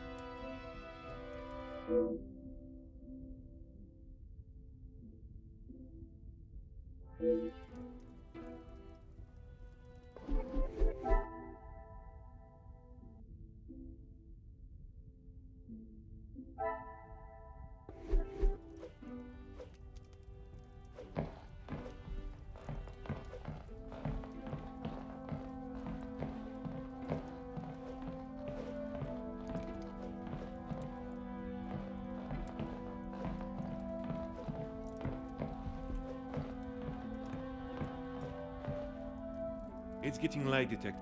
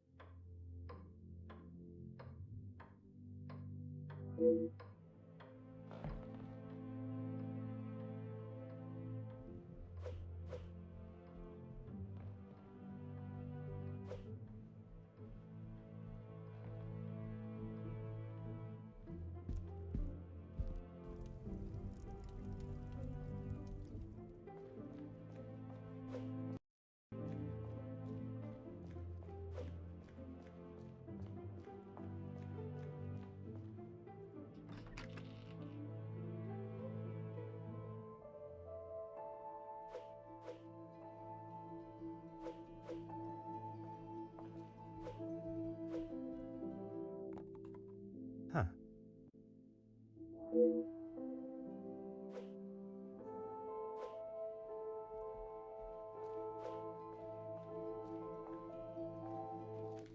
Oh.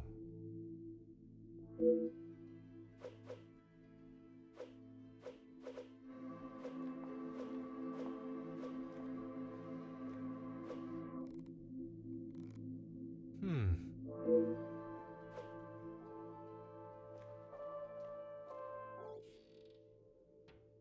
Hmm.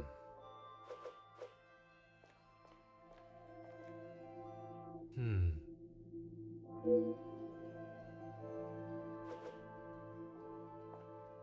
Oh.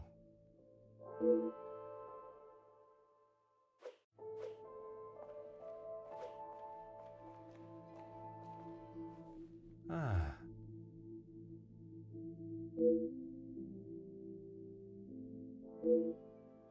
Detective, what can we do for you? You can help me by telling the truth, and in the process, help yourselves. Sorry, Detective. It's a bit late in the night for riddles. It is no riddle, monsieur. If I do not receive the truth, you shall all be charged as accessories to murder. Detective, I think maybe you have been locked in this house for too long. We have already... You have told me a version, and now I require honesty.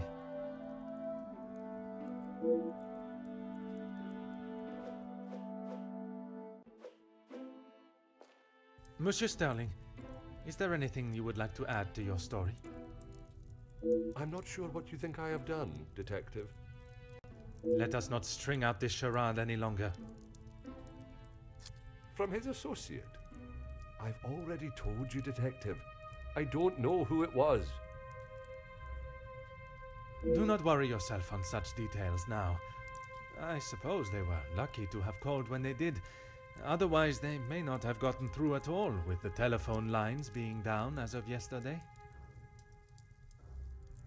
Aye, Detective. Lucky, I guess.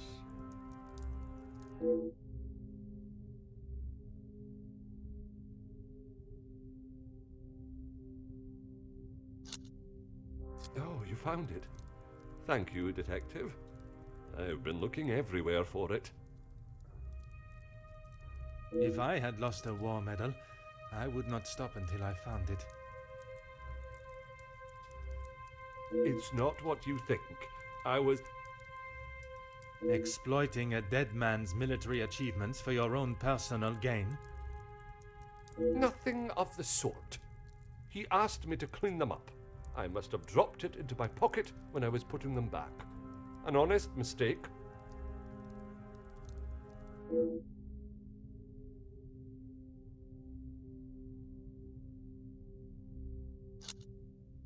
I wouldn't know. Probably. Your father was in the military for many years. He was.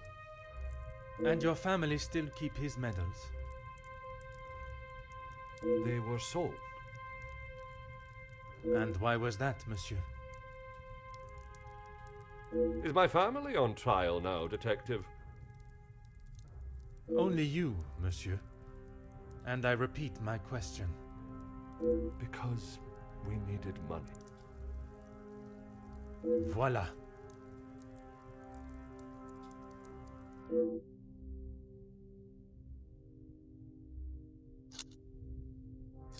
No, he keeps them safe with some of his old military documentation. Is that a typical job for the head butler?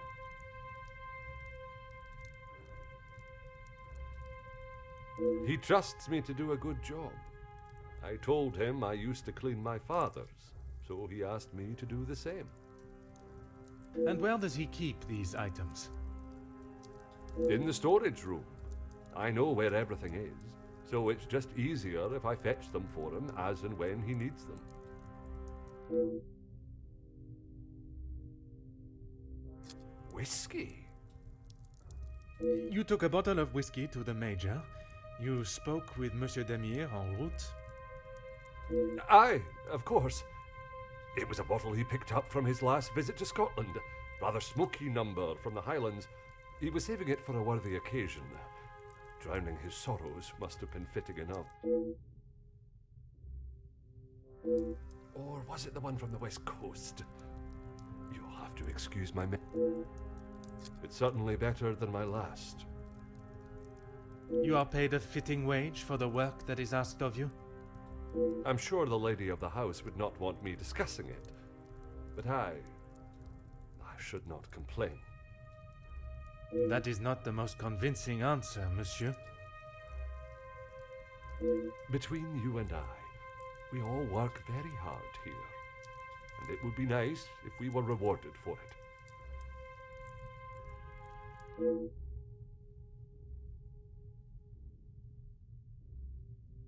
Please don't go anywhere. If I require more information, I shall call on you again.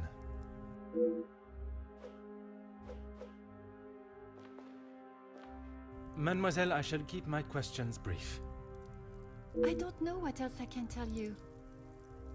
You have been honest with me so far. All I request is that you continue to do so. Oui, détective.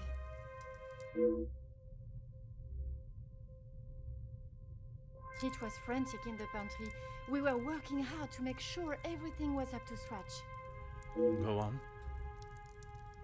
Then Liz burst in, asking for Mamore's help. Her help with what, exactly? I don't know. She took Liz to one side, and I was needed in the salon. We spoke just after that in the pantry. You did not question what she needed help with? I was too busy.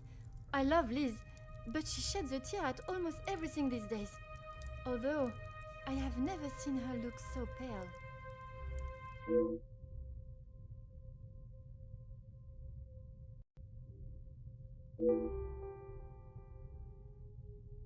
Merci. I shall return if I have any further questions.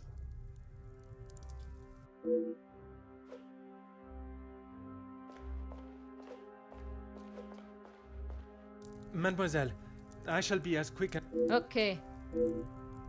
Merci. Forgive me, mademoiselle, for not extending them earlier, but I was not aware of your relationship. He was my only brother.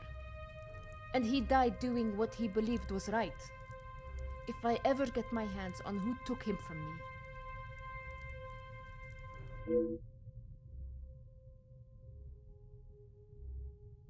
You say the riots, but it was the strike he was part of.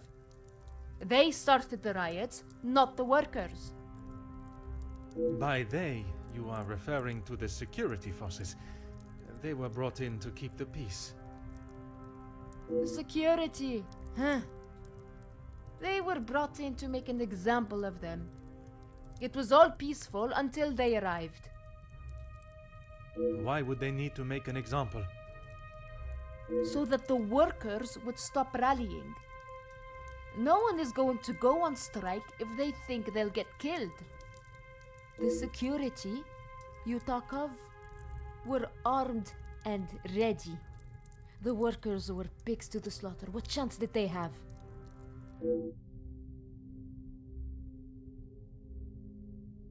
Yes. This was before or after Archibald took him a bottle of whiskey. Before. You are sure? It may have been after. The whiskey is kept in the cellar with all the alcohol. It is. Then you must have noticed him going into the cellar and returning with a bottle through the pantry, no? Yes, I suppose I did. It must have been before then.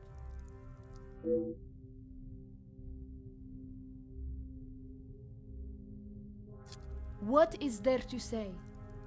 Being locked away in the pantry, I don't see her for most of the day. That may be, but she came looking for your help before dinner was served, did she not? She wasn't feeling well, that's all.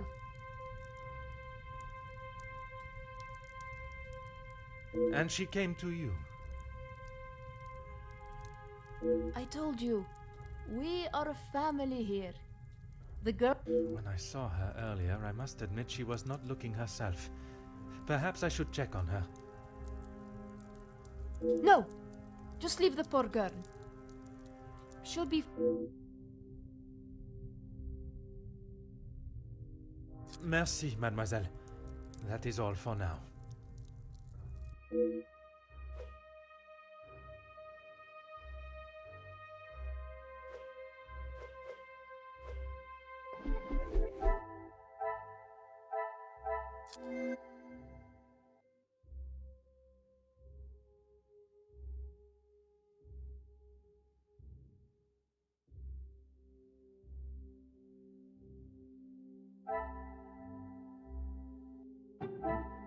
Is there some...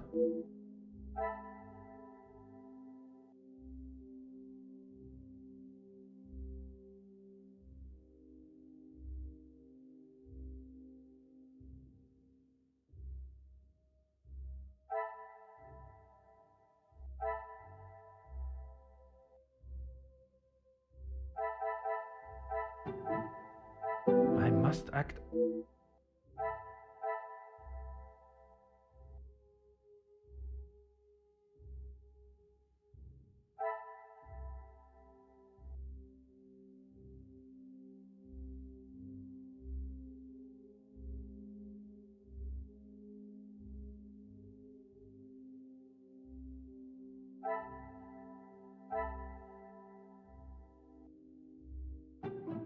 I cannot see the logic in this.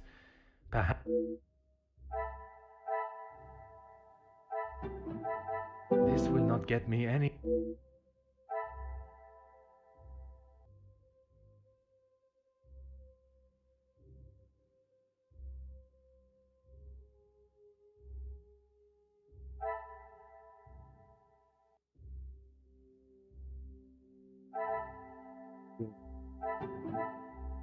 What a revelation!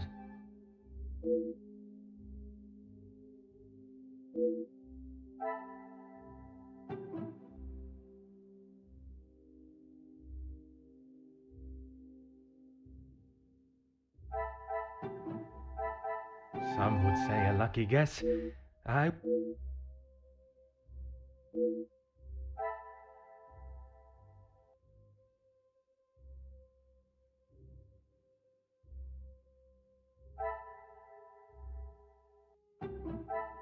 Magnifique.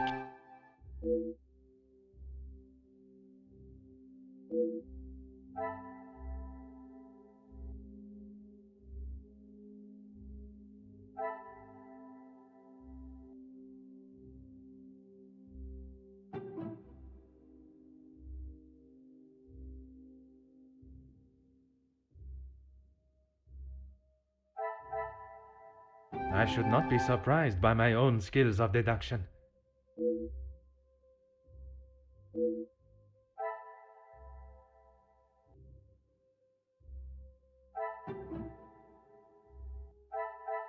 The pieces of the puzzle are finally coming together.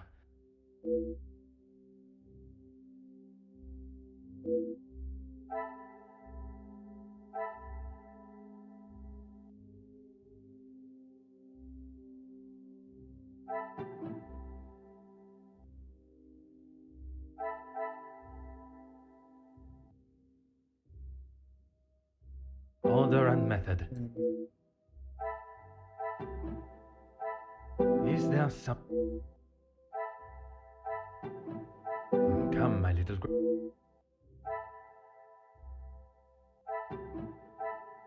Some would say a lucky guess.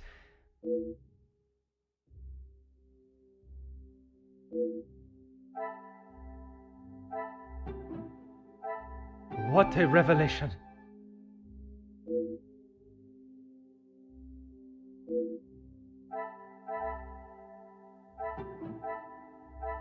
Magnifique.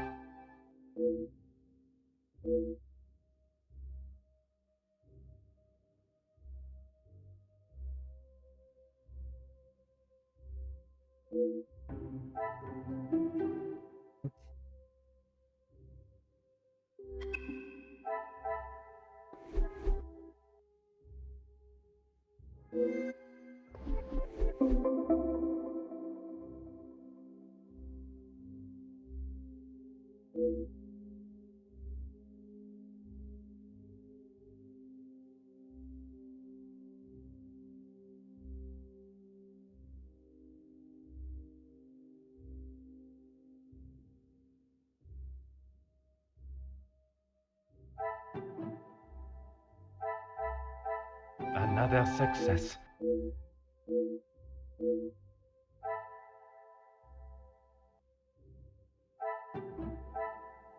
I must take a different...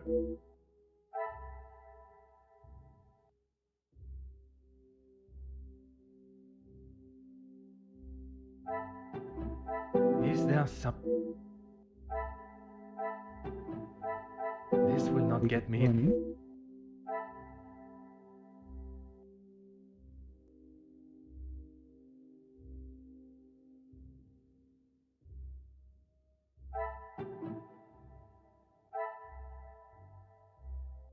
Things are beginning to become clear.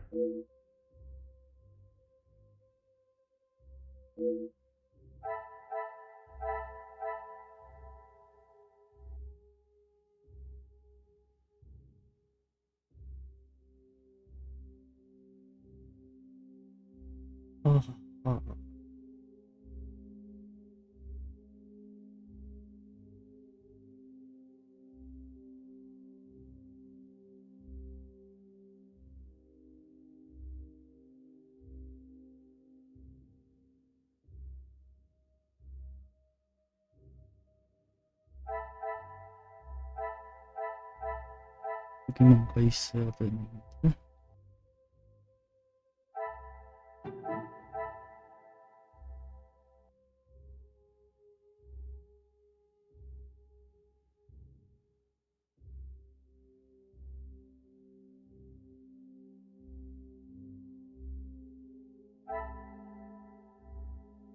I cannot see the logic in this.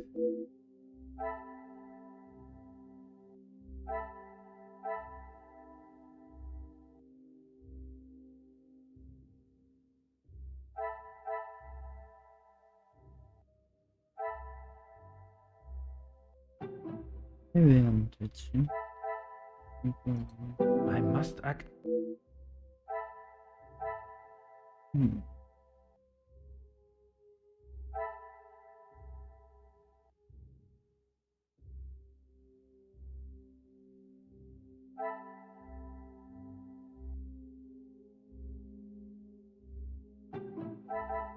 What a revelation!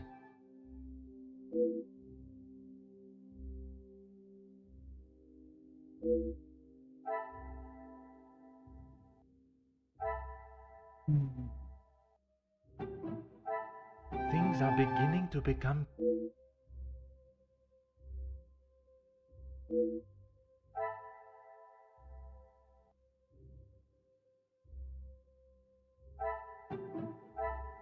magnifique.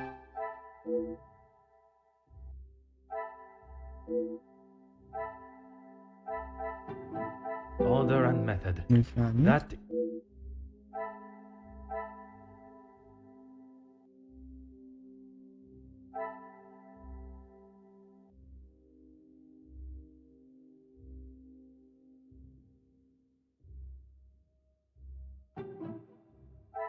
Come, my little Grace.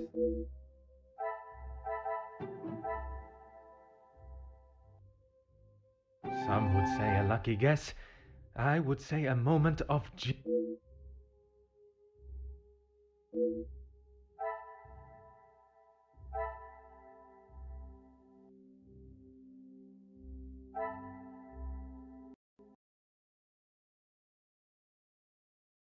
of the puzzle are finally...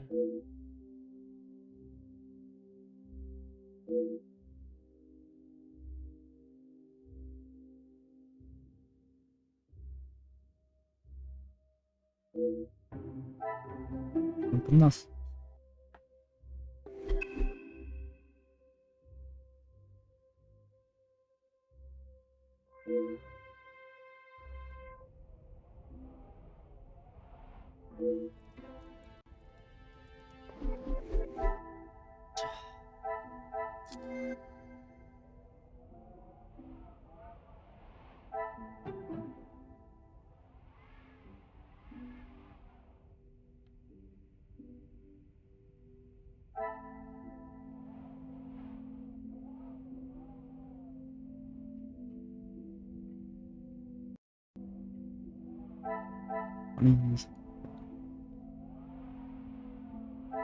물건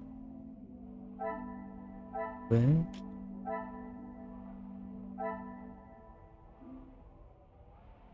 모르겠고 왔어.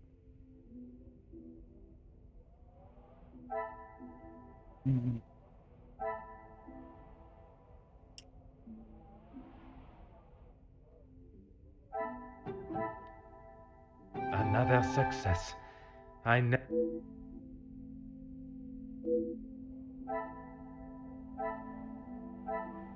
누가 왜?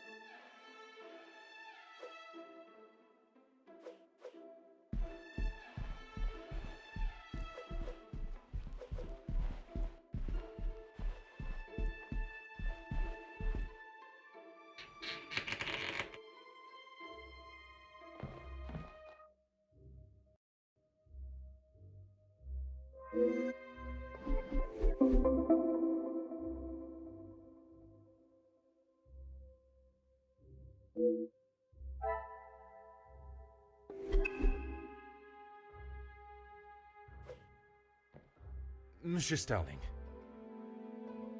Oh, Detective, I was just... Please, I eagerly await to hear what reason you give for being in the storage room at this hour. A butler's job is never... I am no fool, monsieur. You have spun enough stories this weekend. Honestly, Detective, you don't trust anyone. And with good reason. I've been thinking about my time with the family. I often think on fond memories, but it does not take me to a storage room in the middle of the night. There are many memories held within these walls. I just wanted to see them again.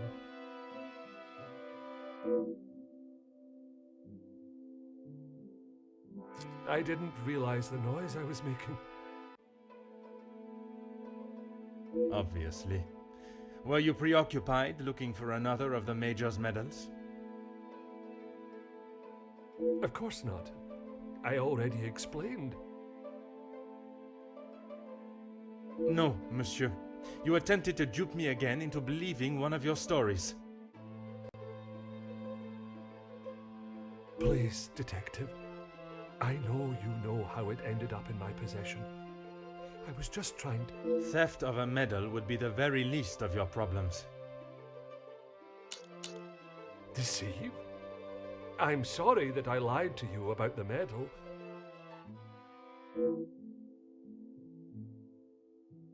Would you care to explain the fake telephone call?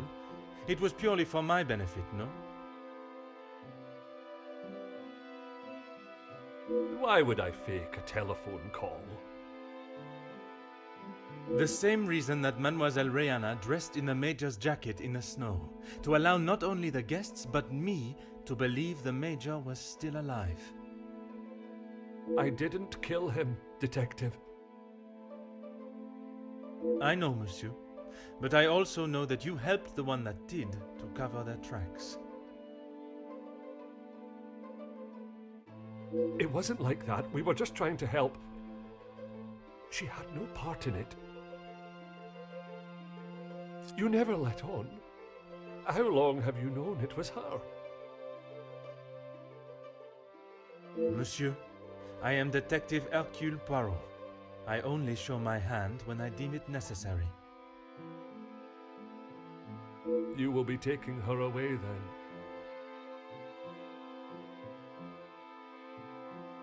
She will stand trial for what she has done. But you don't know the full story. She is just a servant in this house. If she is arrested, that will be the end for her. If Mademoiselle was only protecting herself, as you both have claimed, she will surely be found innocent. The Major's military storage box. The one that stored his medals.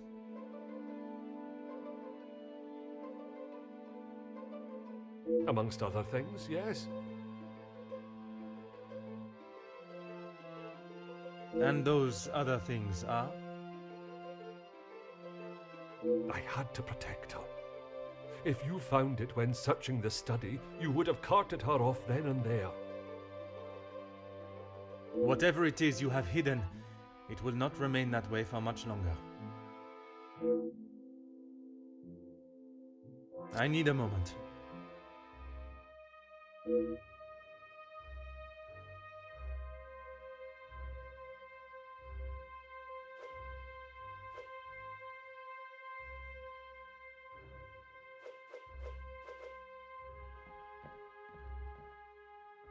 Oh.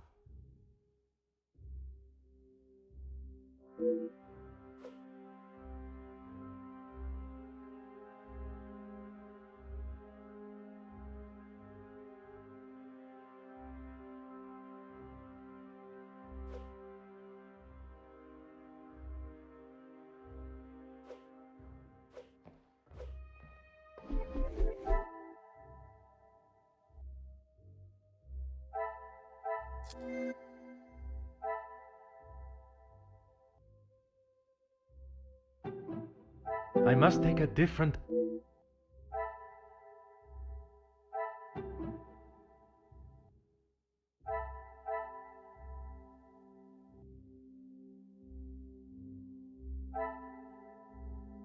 I must take a different...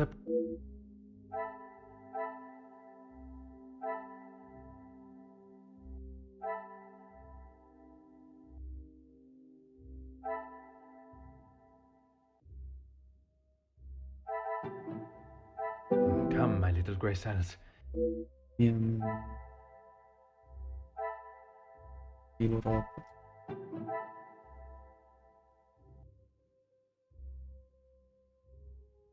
Why? I should not be surprised by my own skills of deduction.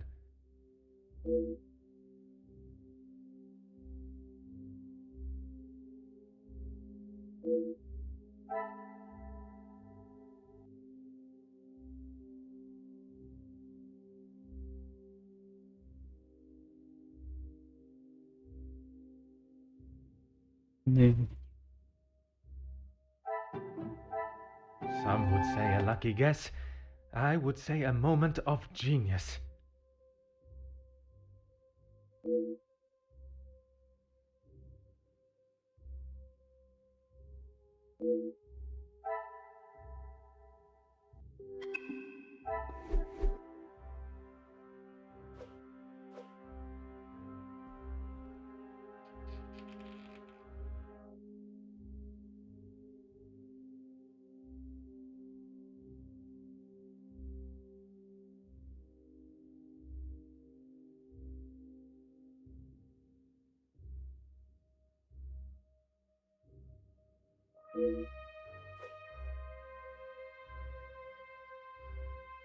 음?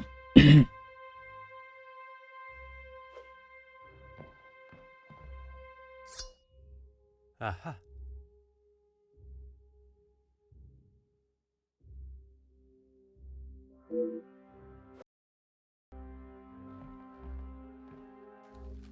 Huh.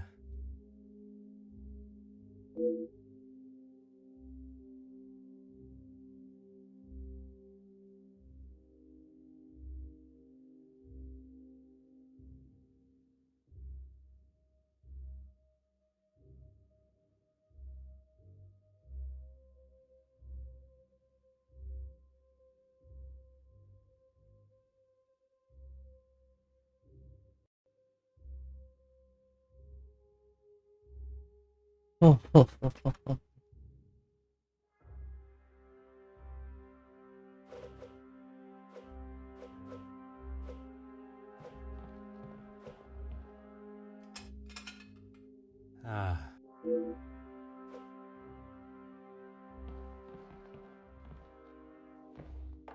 Huh.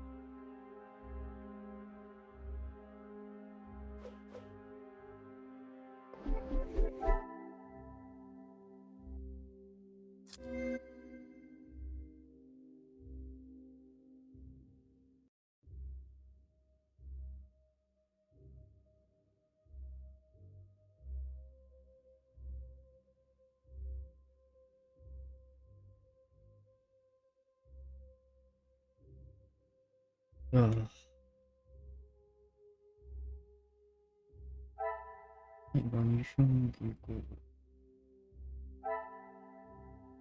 이건 정리가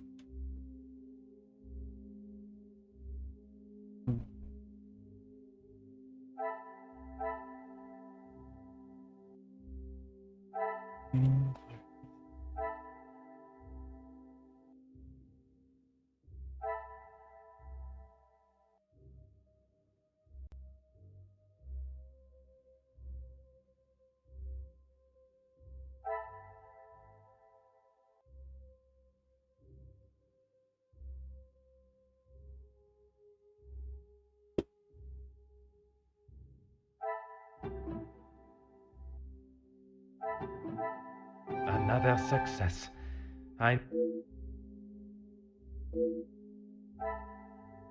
Au niveau.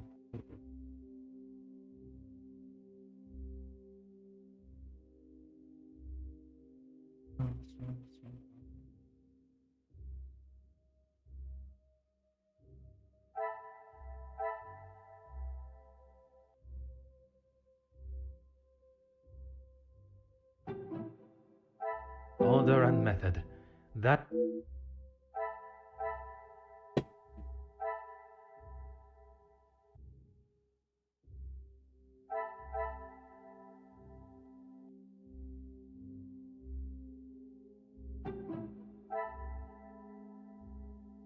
What a revelation!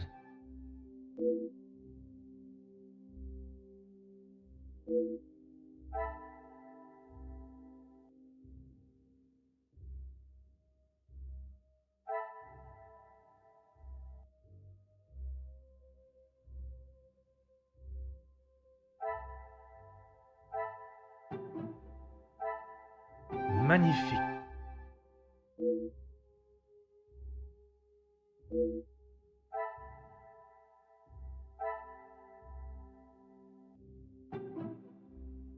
Oh, non.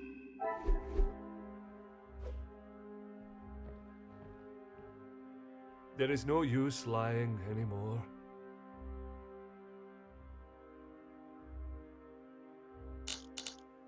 He always had his regiment lighter that he received in the war on his person. And yet, it was not his regiment emblem that was engraved on it. My father's. It must have fallen out of my pocket. You still have it, detective. Monsieur, you have stashed evidence, manipulated a crime scene, obscured my investigation, and yet it is a lighter that you worry about most?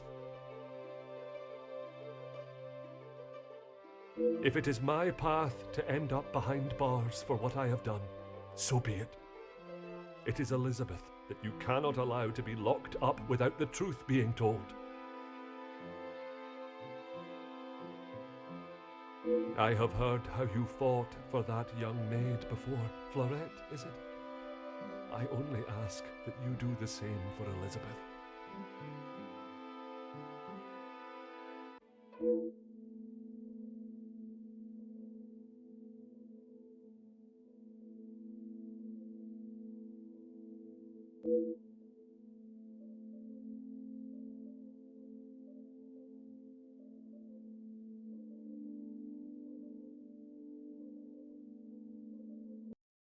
Found it.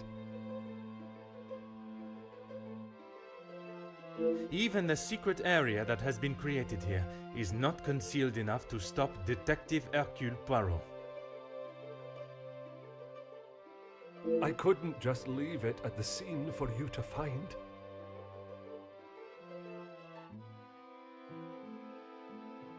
The Major was killed by his own knife. The knife that protected his life during the war would eventually be the one that ended it. It was in his holster when he attacked her. He had hold of her arm. What else was she meant to use to get him off of her?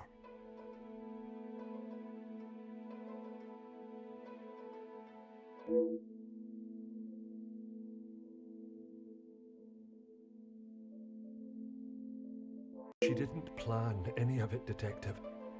She was only defending herself. That is what Mademoiselle told you? She did, and I believe her. You think you knew the Major, but you had no idea. He was a monster and had more secrets than all of us combined. That may be true, but that does not excuse what she has done. Put yourself in her shoes for a minute. If a man like that had attacked me the way he did Lizzie, I would have done a lot worse to him.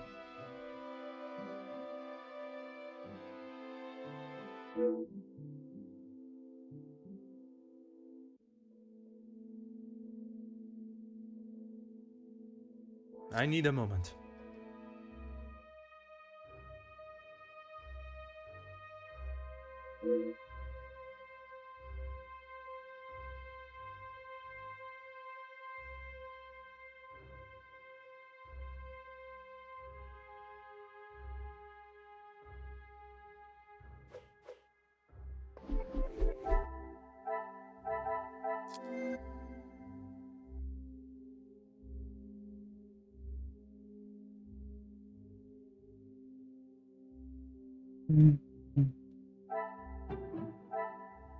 Is there something?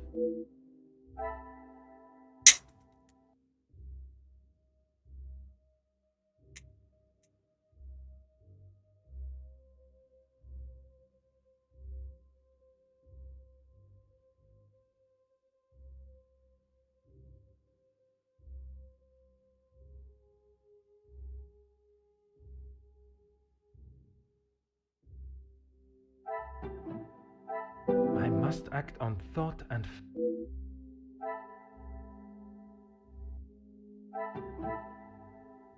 I should not be surprised by my own skills of deduction.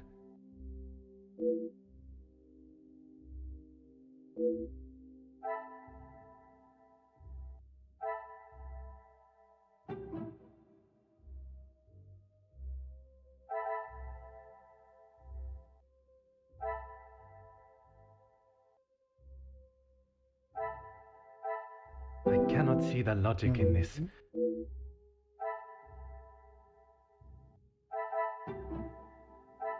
Things are beginning to become clearer.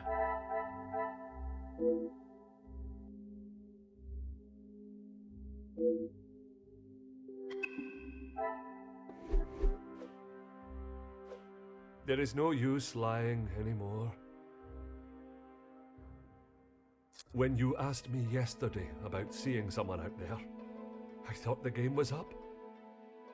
That does not explain what you are doing out there.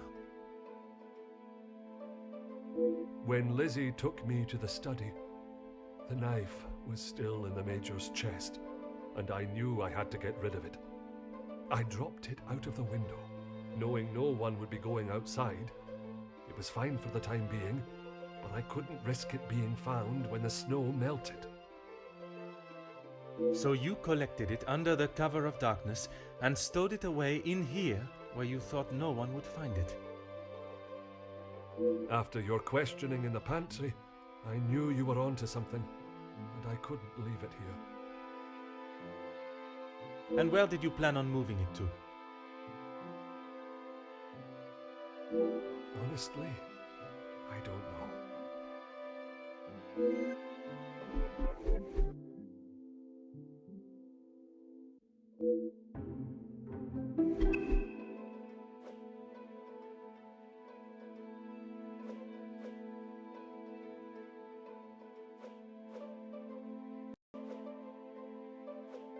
There is no use. Why what? Why I would risk everything to help Lizzie? Exactement. Because she is family. If you were in that position, you would do the same. I can assure you, monsieur, that I would not. Then perhaps that says something about you, Detective. I would do anything for her, for any of my staff. Even if it means crossing the boundaries of the law? Without question.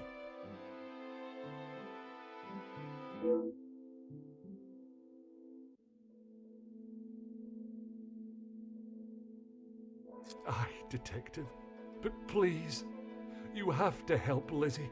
It was all an accident. She doesn't deserve to spend the rest of her days behind bars because of that man. If she is put behind bars, it is because that is what the courts have decided upon. Detective, you can't be so cruel. It is not cruelty, monsieur. It is the law.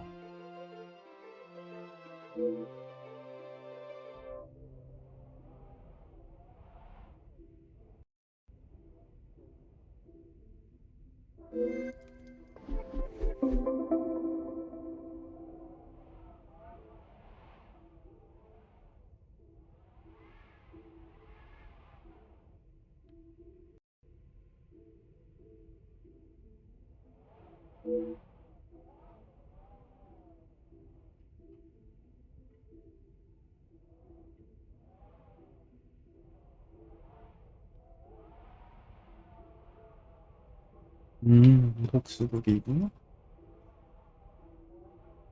아침 드라마에서 복수극까지 간다.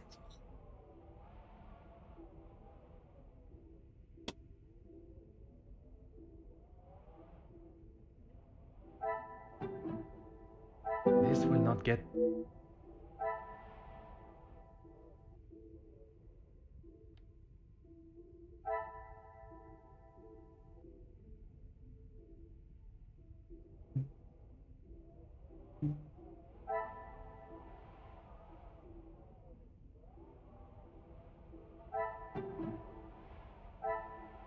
Come, my little great...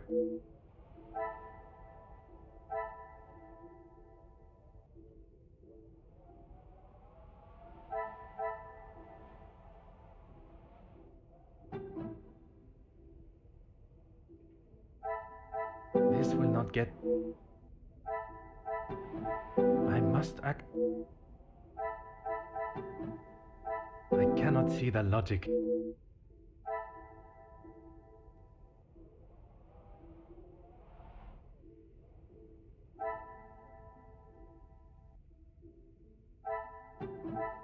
The pieces of the puzzle of...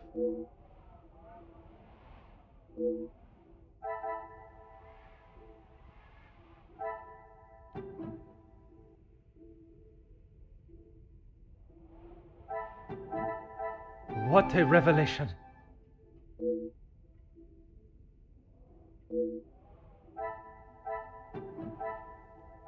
Another success.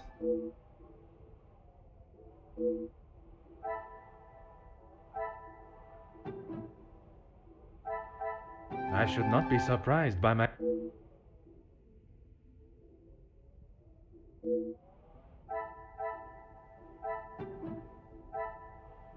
Some would say a lucky guess.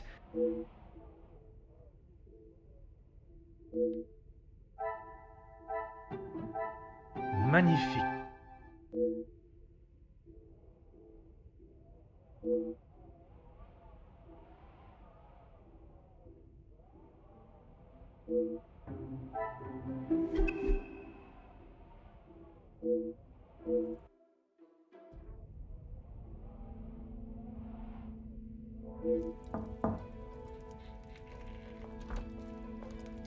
Detective, Bonjour, mademoiselle.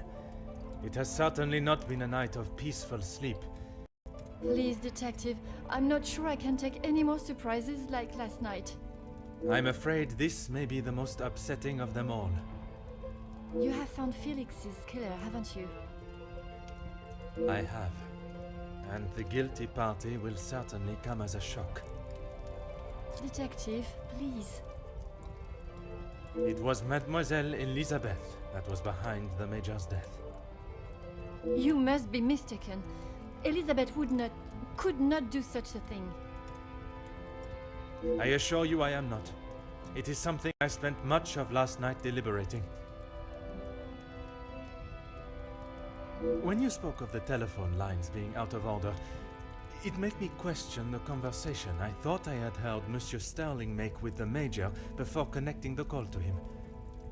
But it hasn't been working all weekend. Exactement, mademoiselle. That is when I knew I had once again been lied to. She was meant to be resting in the staff quarters. She has not been well. I am afraid that was yet another lie, orchestrated to keep her from incriminating herself. Why would you think that, Detective? I only managed a few words with her before we were quite abruptly interrupted by Monsieur Sterling. I must admit, he has a habit of speaking over the other staff. It was much more than merely disturbing our conversation. It was done with the intention to prevent Mademoiselle saying something that she should not. So, Elizabeth killed Felix, and then Archibald helped her cover it up? In its simplest form, oui. I have heard it directly from the horse's mouth. You have spoken with Elizabeth already? Did she admit to it? Not Elizabeth, but Monsieur Sterling. I wasn't. What were you doing in there, detective? That I found in there. I was taken by some surprise to hear anyone awake at that hour. What on earth was he doing? He claimed he was merely reminiscing of his time with the family.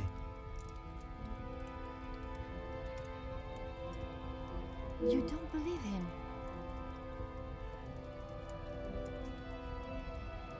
It did not take long for me to uncover the truth of why he was there, and the location of the Major's murder weapon. Hidden area?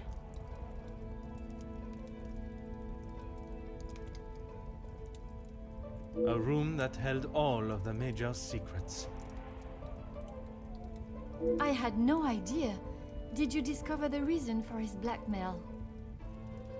I did. Were you aware he was dishonorably discharged from the army? Dishonorably? What does that mean?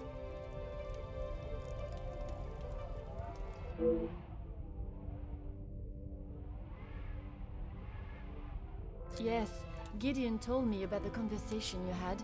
It is really quite upsetting. Zachariah was adamant of the Major's cruelty during the war, but the extent was not known until now. He killed... Surely not. He would not do such a thing. They must have been trying to escape. I am afraid not. They were in fact unarmed. Oh, detective. It is the reason he was discharged, denied his military pension, and I believe the reason he fled England. He had been such an important part of my life for so long, but I feel like I hardly knew him. In a sense, you said it was she that killed him. It was her hand that held the knife, but he was quite insistent it happened in self-defense. In all of the years I have known her, she has barely even raised her voice. The whole truth cannot be known until Mademoiselle Elizabeth has told her story. Will you allow me to be present? I think that is an excellent idea. I hope you're... Please, detective. I know she has done a terrible thing, but I beg of you to give her the time to explain herself. I will offer Mademoiselle Elizabeth the fair trial that she deserves, as I would with any suspect. Thank you, Detective Poirot. Would you bring Mademoiselle Elizabeth to the study? Of course. I'll find her immediately.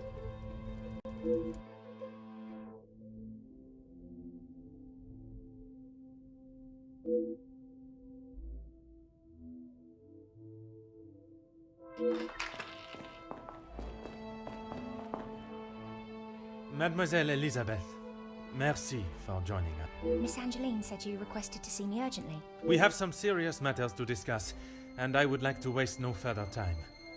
Oh, yes, Detective. Still not quite myself. I was surprised when Monsieur Sterling hurried you to assist Madame Vandenbosch last night. I should not have avoided my duties for so long. The house does not stop because I'm feeling a little under the weather. That is true, but you cannot be expected to complete all your tasks if you are not in the right frame of mind. Honestly, Detective, it was best for me to not sit and wallow anymore. Have you been able to uncover who the blackmailer is? The blackmailer's identity has been established, and they will pay the price for their crimes. Wonderful news, Detective! You can put it all behind you now. You must be thrilled. I would not say thrilled, knowing that such a close friend has betrayed us. Mademoiselle is correct. What I have learned over this weekend is that... And, what of the Major's killer? Well, Mademoiselle, that is why I have asked you here now.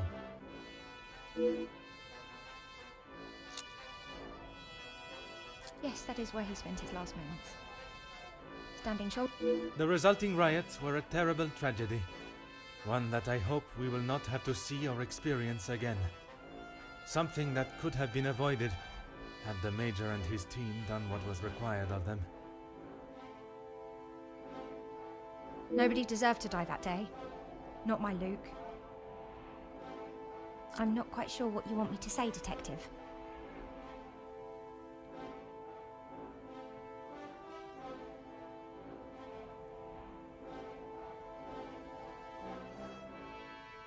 Your honest opinion is all I ask, and, s'il te plaît, do not hold back. No one else felt it necessary. We only spoke when there was something in the house to be done. We did not speak of interests or pastimes.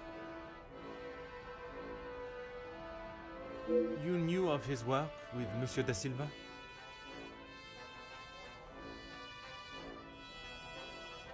I only know what is required of me to know, and that is very little.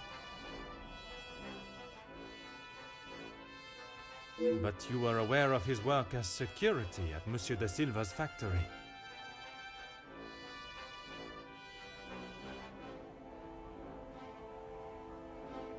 I was. The factory your beloved Luke worked at before he was cruelly taken from this world.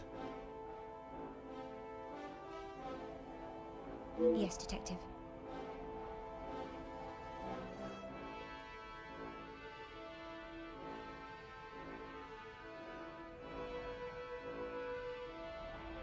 Detective, what kind of question is that?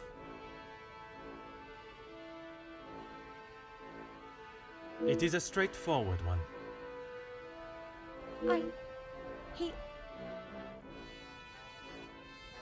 Mademoiselle, if there is something you wish to tell me, now is that time.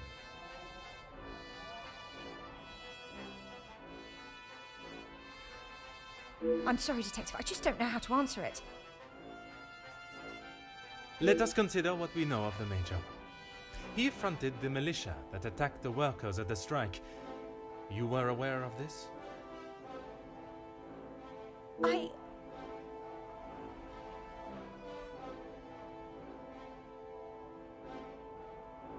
You finally had someone to blame for Luke's death.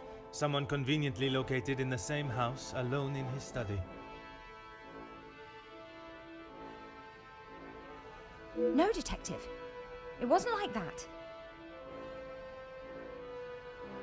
Tell me what happened with the Major on the evening of his death. I was only in here trying to prove what I heard Mr. Beckers say. I was going to report him, I swear. Miss Angeline, you believe me, don't you? I want to. I am still trying to understand it all myself. Why don't you start from the beginning?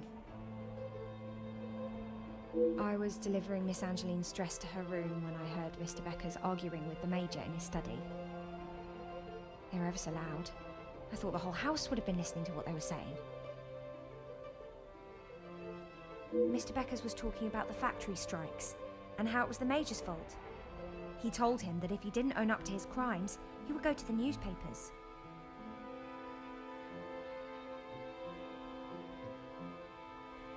I cannot imagine the Major would have taken kindly to Monsieur Becker's threat. He didn't. He called him some rather uncouth names before Mr. Beckers left and went downstairs. I made sure to keep out of sight.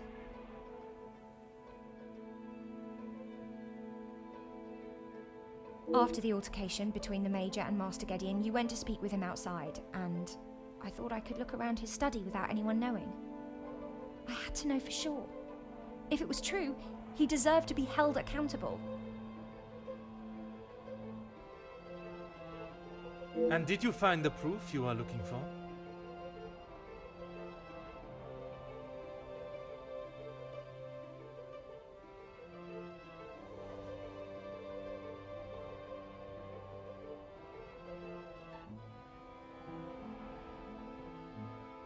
I found a payment from Mr. De Silva, but there was nothing incriminating about that. I was so nervous. I felt like... And then you saw the blackmail note. I recognized the writing on the envelope. I couldn't believe it. How could he do such a thing to Angeline? To the family that had taken him in?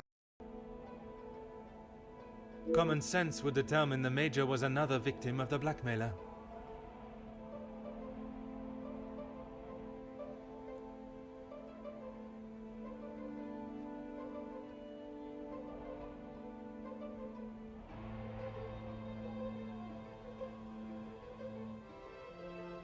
If I'd have used common sense, I wouldn't have been snooping around alone in his study in the first place. I heard the footsteps in the hall, and before I could move, the Major was standing in front of me, demanding to know why I was going through his belongings without permission. I tried to come up with an excuse, but nothing came out, and when he saw the letter in my hand, it was like Dr. Jekyll turning into Mr. Hyde.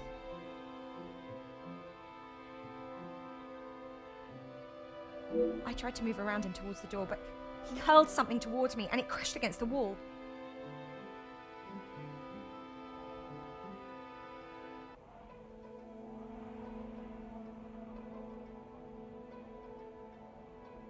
That would explain the damage to the wall.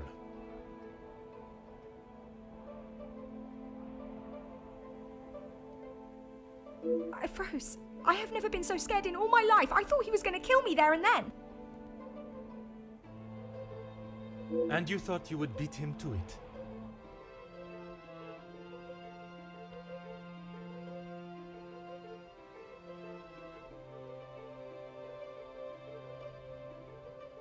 Oh, Detective, you make it sound as though I had it all planned. He lunged forward and grabbed me by the arm. I tried to push him away, but he was too strong. His grip just... If only you had seen the look in his eyes, I dared not even scream. I saw the sheath on his belt. I didn't know what else to do. I didn't want to hurt him, but he wouldn't let go. So you took your opportunity to put an end to it all. I just wanted to get him off me. I didn't want to hurt him. I reached for it and I jabbed it at him. His grip instantly loosened and I ran straight out the door and didn't look back. You did not even look to see what state you had left him in? She had just been attacked, Detective. Oui, please. Continuez.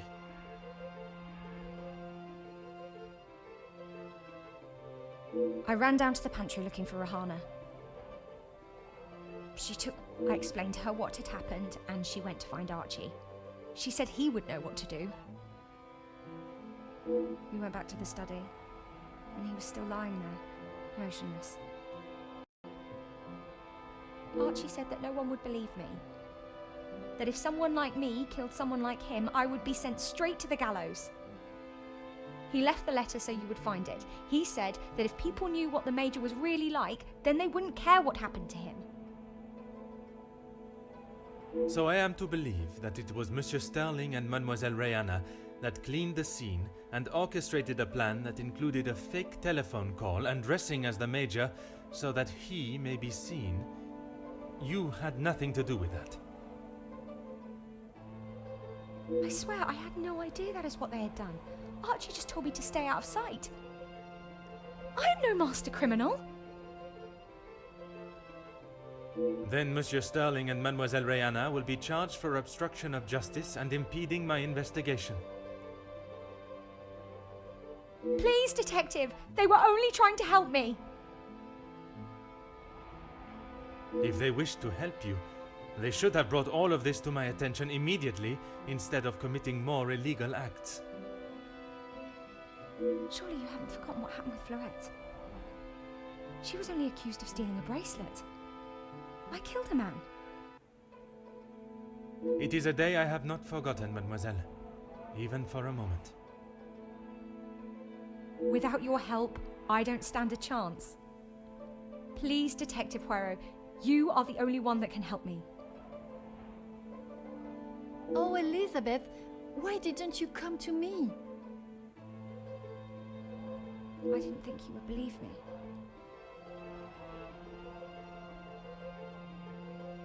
I felt so guilty.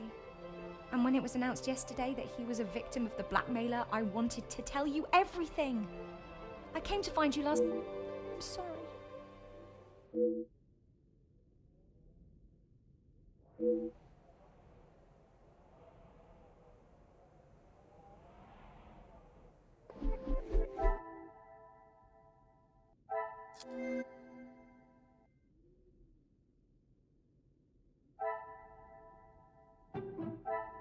Order and method. Things are beginning to become...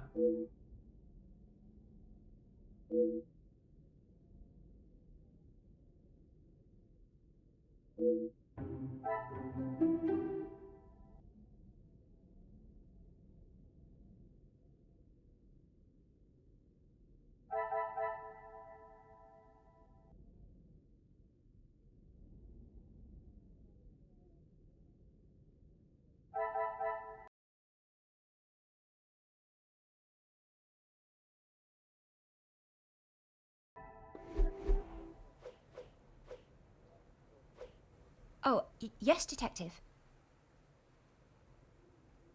I don't know where it is. If you have been honest with me until now, I ask that you continue. I'm sorry, I really don't know. Archie dropped it out of the study window and he said he would deal with it. I couldn't bear to touch the thing.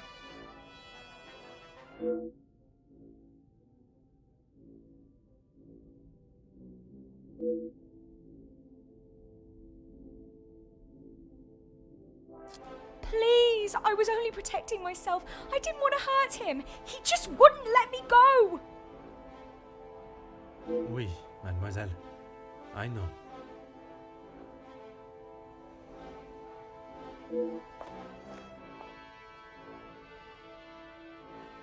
Mademoiselle tells quite the harrowing story. I cannot imagine the Major acting in such a way, but Elizabeth could not make up such a story.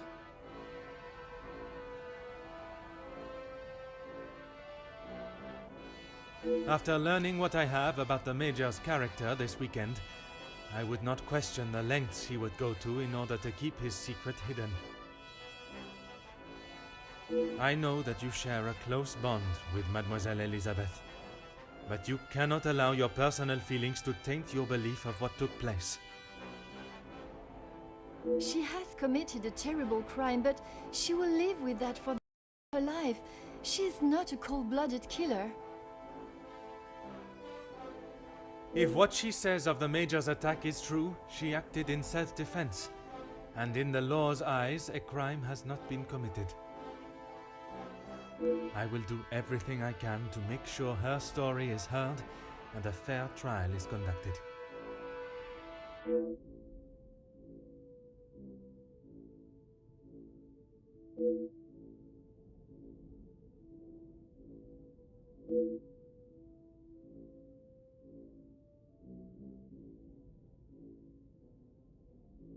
Mademoiselle, it is time I address the house. Are you sure? What will you say? What if they do not listen? I can assure you, they will. Elizabeth was right, though. She's just a servant. What if they... Mademoiselle, when Detective Poirot speaks, they will listen. Would you ask the guests to convene in the library? Of course. And what of the staff? I have told Monsieur Sterling to remain in the staff quarters with the others. When the authorities arrive, they shall be dealt with. You have been of great help to me throughout my investigation, and now that it is over, I have one final request. You only need to ask. While I am speaking with the guests in the library, would you watch over Mademoiselle Elizabeth in my room? You don't think she will try and escape, do you?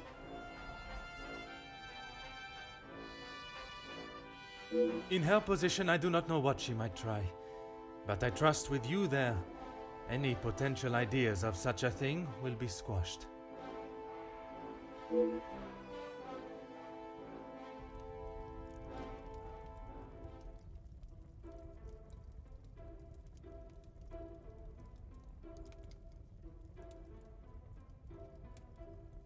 Detective, you have spent more time making us sit and wait for you than anything else. Madame van den Bosch, if you think I have spent my time focused on anything besides uncovering the Major's killer, you are sorely mistaken. I'm sure you will be eager to share your findings with us then. All in good time, Madame.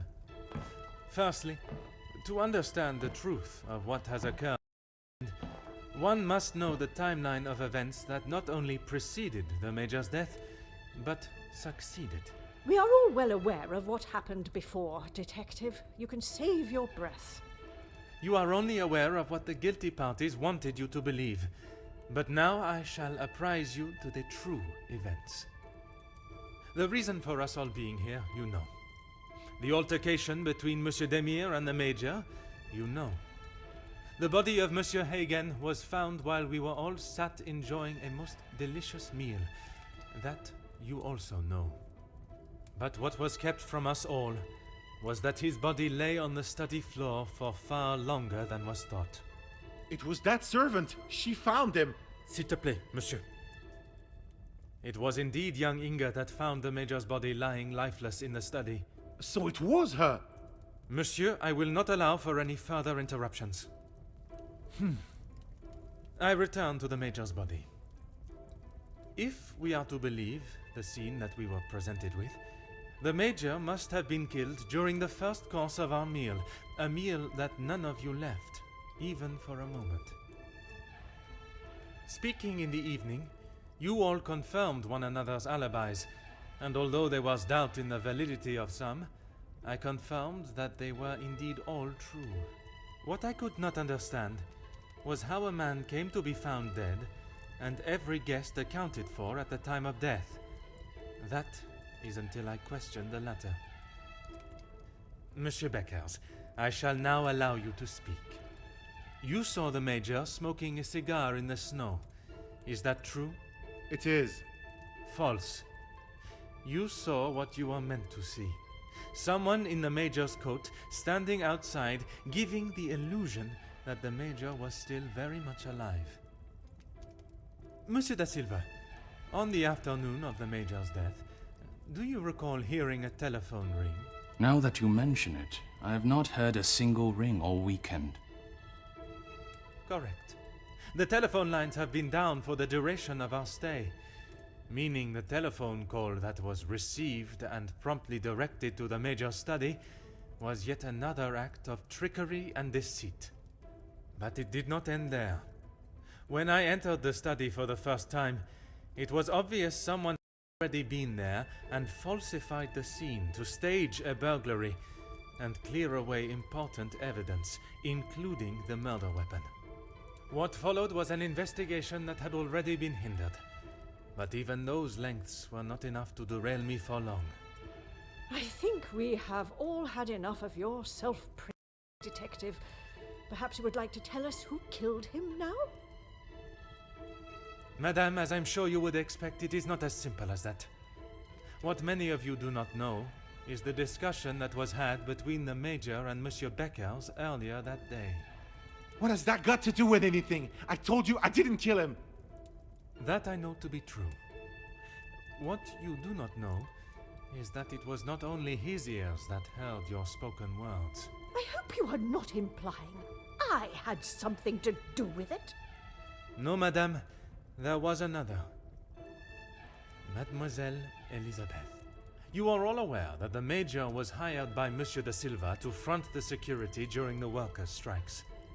What very few of you know is that it was the Major's order that instigated the vicious attacks on those unarmed men and resulted in numerous deaths, including Mademoiselle Elizabeth's fiancé, Luc. Monsieur Beckers confronted the Major, declaring that he was to hand himself in. That is what Mademoiselle Elizabeth overheard. Now, knowing the truth, she waited until the Major was away from his study. After he stepped outside following the confrontation with Monsieur Demire's fist, it looked to be the perfect opportunity, or so she thought. The Major returned and found her looking for the proof she required to hand him over to the authorities. If the maid bumped him off, why hasn't she been arrested?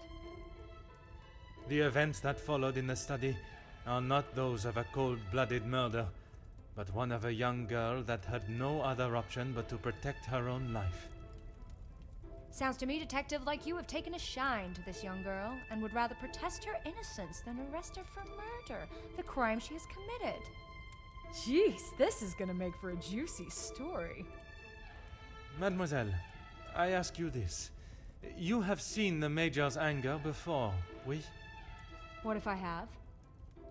How do you think he would have reacted if someone was to find proof that he had committed a terrible act, and that if made public, would surely result in his incarceration? Exactement. It is quite the story you have told, Detective, but all I have heard is that Elizabeth overheard a conversation blaming the Major for her fiancé's death, and she murdered him in revenge. A servant killing a man that is as revered as he was. She will face the noose. I am not denying that a man has lost his life, but it is not the crime of murder that you all believe. While the Major did not deserve to die in such a way, it was his actions towards Mademoiselle Elizabeth that drove her to defend herself in any way she could. Mademoiselle Elizabeth will be punished, but we will let the law decide the severity of her punishment. She has played you like a fiddle, Detective, acting the innocent victim. She will be arrested and hanged for her crime, like every other cold-blooded killer. Here. Give her what she deserves. The girl has got to pay for what she's done.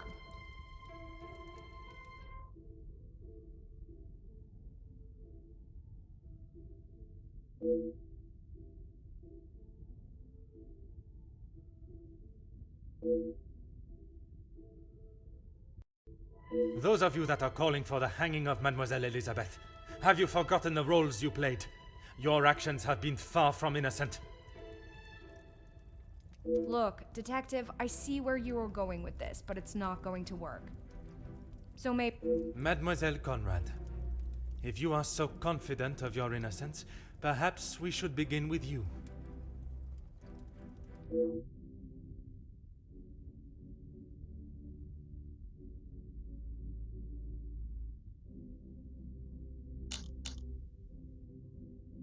You don't need to imply it's only me that does. Ask any of my journalists, they'll say the same. Even if in the process people are hurt?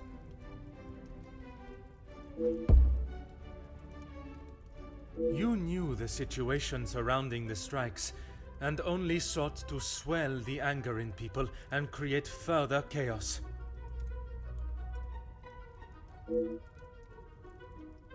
Mademoiselle, you so often have something to say, and now is not the time for silence. You really are delusional. Maybe you should just keep your theories and claims to yourself.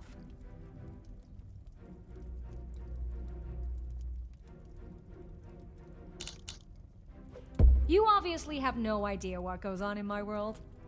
I would say stick to honest police work, but it seems that it's not in your field either. Look, it's...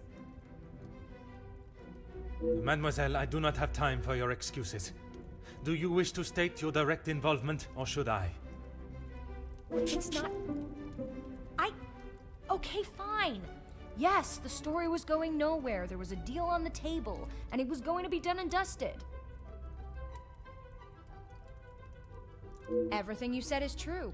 I wanted the story. The scoop that would have blown the others out of the water. I never wanted anyone to get hurt. But I can see what I did wasn't right. I didn't think you had this side in you. I can see now why Angeline asked for you personally. You're not like other cops.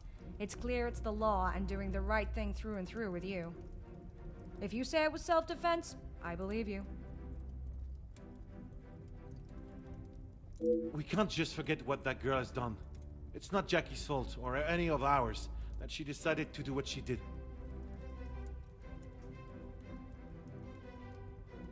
Monsieur Beckers, You are the last person I expected to defend Mademoiselle Conrad. We talked only last night, and correct me if I am wrong, but you have already declared the role you played. To me, at least. Yes, we talked. It's just not fair of you to attack Jackie like that, putting words in her mouth until she succumbs to your plan.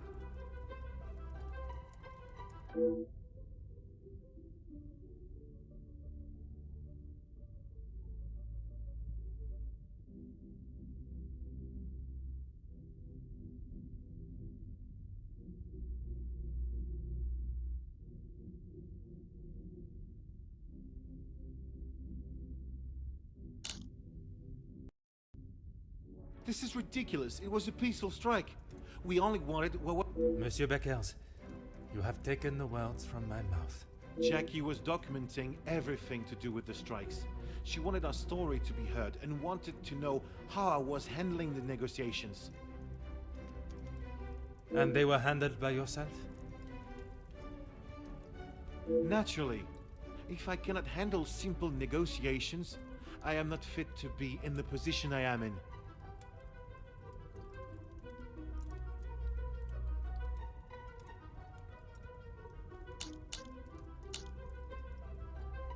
I was only pushing for what my men deserved, what they needed. Hindsight, thing, detective. Surely you must know that.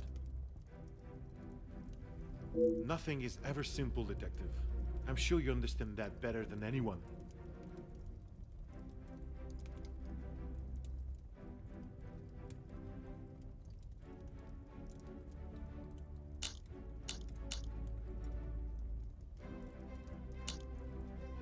You're right, detective. I have tried so hard to deny my part, but I know only too well that my decisions led to the death. I know I cannot excuse what I've done. I just want you all to know that I am not a hateful or malicious man. I only wanted to prove that I was the right man. I have lived in other shadows for so long. I thought I would be able to finally step into the light and be the one that everyone remembered, not forgot. Monsieur da Silva offered me a deal and I turned it down. I thought I was doing right by the workers, but it was only myself I was thinking about. What more proof do you need? He said it himself. I made a generous offer to reach a resolution, and he turned his nose up at it. It was not that simple, though.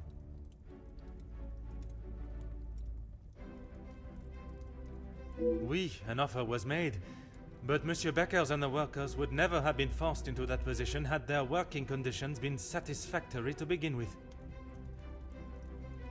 This is outrageous! Do you plan on blaming everyone for doing their jobs? I suppose it makes you feel better about yourself, doesn't it?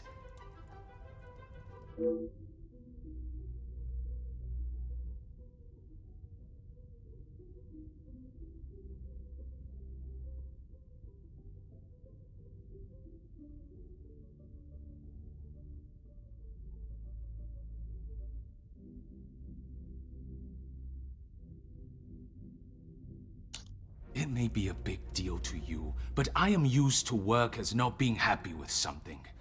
And most of the time, that unhappiness is directed at me. When you're in charge of your own factory, you'll understand.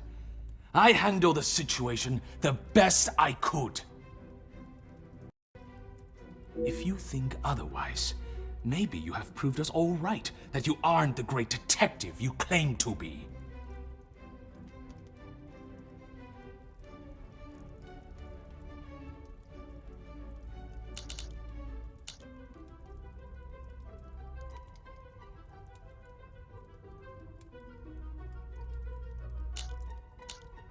You said it. Anonymous.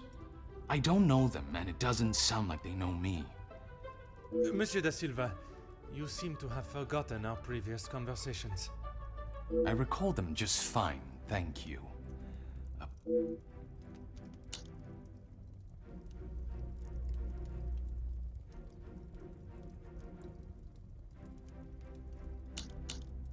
really think this is the first time blame has fallen at my feet.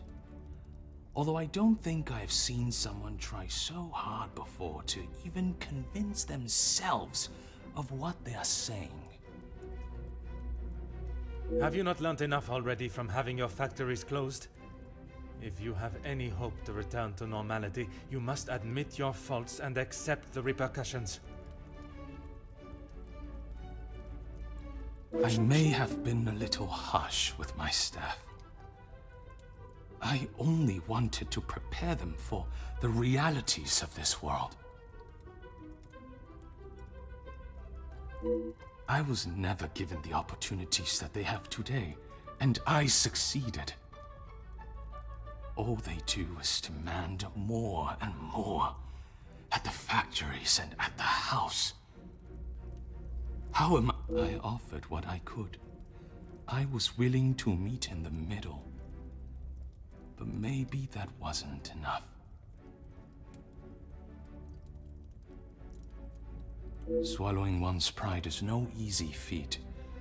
But if it means that a young girl will receive fair judgment, I am prepared to do it.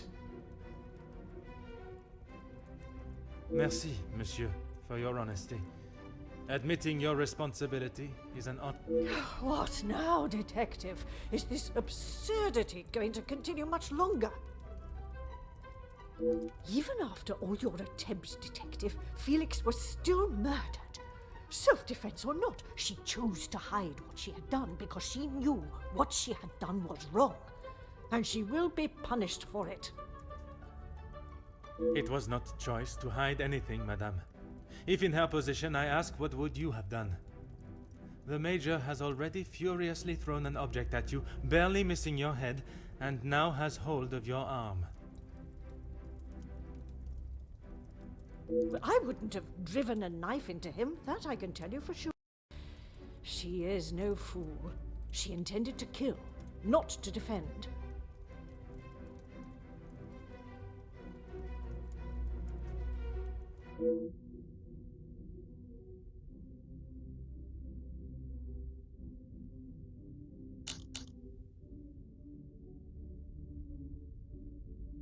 Quite presumptuous of you to assume violence is in his nature. Putting my own feelings towards the Major aside, he was not an honorable man, at least at some time in his life. He must have been for you to allow him in your house for so many years.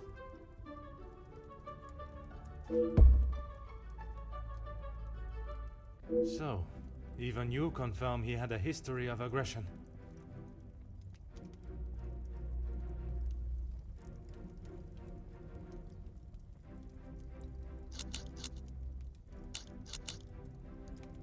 I'm sure that is none of my business.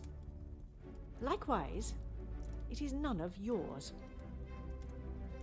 The Major shot and killed a number of unarmed prisoners as they were bound and terrified, posing no threat. His actions are unforgivable and should not be defended by anyone. You judge him so harshly, but I return the question. What would you have done in his position? He had made mistakes. I will not deny that. In those moments when a decision had to be made, it fell to him, and he did what he saw fit. You do not know what he had been through. S'il te plaît, madame. I ask that you consider everything you know of the Major carefully. My friend has been murdered in cold blood, and you have the gall to ask me to save her? I will see to it that your superiors know of your crooked tendencies and wavering morals. Elizabeth will hang for this. There is no more a fitting punishment for her crime. I knew that you had a cold heart, but never would I have expected to see you turn on a young girl so cruelly. Excuse me? She may have been the one that held the knife, but look at the monster that stood before her. It could not be clearer the type of man. No, I shall refrain from offending men everywhere. The type of creature that he was. He bribed, he extorted, he murdered. And yet when he attacks a young girl and she does us a favor and stops him for good, she is punished. I'm sorry, Margot, but I am struggling to understand why you have involved yourself in this affair. Because that girl does not deserve your judgment. You should be ashamed of yourself. You all should be for allowing this to happen. Countess, I have talked at length of the Major's death, but not the reason for my invitation in the first place. When I last gathered you all together, I spoke of a blackmail ring that was rife in the area, and then of the letter that the Major had received. Mademoiselle Angeline requested my help personally after she received such a letter threatening her family name. She felt I was the only one that could uncover the truth. Get on with it, detective. Who dared try and extort my family and then have the gall to allow me to welcome them into my home? 재판이구만.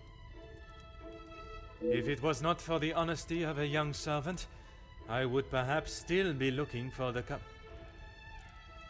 For goodness sake, it was me.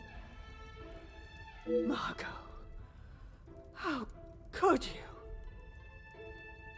While it looked as though the Countess was helping the young women at the shelter, she was in fact only finding them positions of employment in wealthy homes to gather information on them and learn secrets that she would ultimately be able to use against them. Monsieur da Silva fell victim to her network of moles and was in turn blackmailed. It was quite the prosperous setup you had, knowing that they would not be prepared to lose their social standing if a secret was to find its way from where it had been hidden for so long. That cannot be true, Margot. How could you do such a cruel thing? That is rich, coming from you. You are one of my oldest friends. High and mighty, Madame van den Bosch. You think you can do what you wish when you wish it and there will be no repercussions. You are as bad as all of them. If I do not get a straight answer out of you, I will march you to the police station myself. I'm surprised it took the Major this long to start living with you. He must have been on the edge for some time. How dare you speak to me like that? In my own home. A home you share with the father of your daughter for so many years, and she still remains none the wiser. You have no right. Maman! Angeline? Have you heard what she has admitted to? She is merely trying to make herself... Is what she says true? Felix, he was my father? That is the secret that the letter was talking about, isn't it? You told me that we had nothing to hide. Detective Poirot, were you aware of this? Oui, mademoiselle. But it was not my place to repeat. I don't understand. What about father? Your maman betrayed the love of a good, honest man and played away behind his back and then kept it hidden for all these years like a lady of the night with her client list. Don't you say more. Angeline, I... Did Felix know? This is not an appropriate conversation. He knew, dear girl. He knew the whole time. It is only dear Edwin that was blind to their deceit. You will not talk of him like that. You will not talk of him at all. If I don't, who will? You never deserved him. You don't even deserve the memory of him. Countess, there is something that you still have not explained. What more is there for her to say? How long were you in love with the Viscount for? Margot? Is that true? We were destined to be together. And then you turned up. And I was all but forgotten about. But you were nothing more than friends? And you made sure of that, didn't you? From the day you arrived, it was all about what you wanted and what you had to do to get it. You didn't consider Edwin at all. He was just a purse to you. I loved my husband, and I miss him every day. Loved him enough to stray? Both of you, no more. Please, Angeline, let me explain. Maman, I do not wish to hear anything else from you. Not even your own daughter wants to hear your lies anymore. Cassandra Van den Bosch, all alone. How dare you!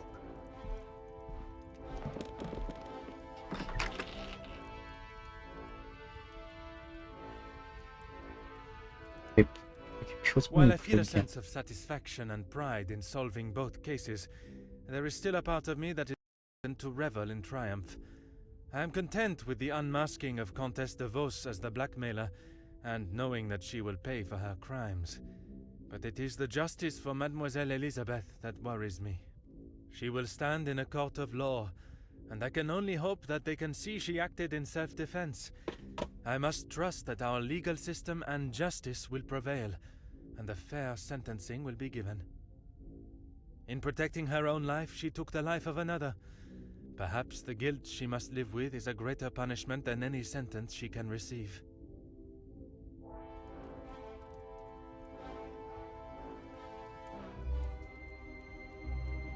Comtesse was taken from Nemozinet House in cuffs and placed under arrest. Although she initially tried to plead her innocence, Inga, along with a number of other girls that the Comtesse had found employment for, came forward and made full statements. She was charged with 5 counts of blackmail and extortion and sent to a house of corrections. Have a new life to become accustomed to.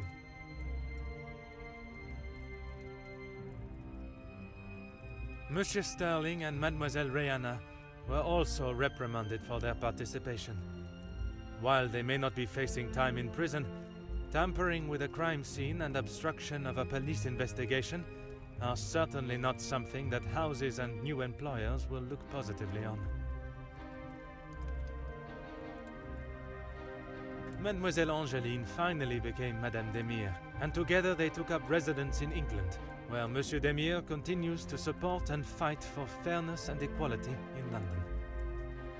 I am happy to say that we have remained in contact, and Madame Demire has become a regular correspondent of mine, and the latest joyous news is that they are expecting a child of their own. After Madame Van den Bosch's secret was revealed to the world, her position in the social hierarchy was no more, disappearing in a moment. While she still resides in Belgium, I believe she has had to adapt to a far more modest way of life. A humbling experience for her, I am sure. Madame Demire has not mentioned her maman in a single letter.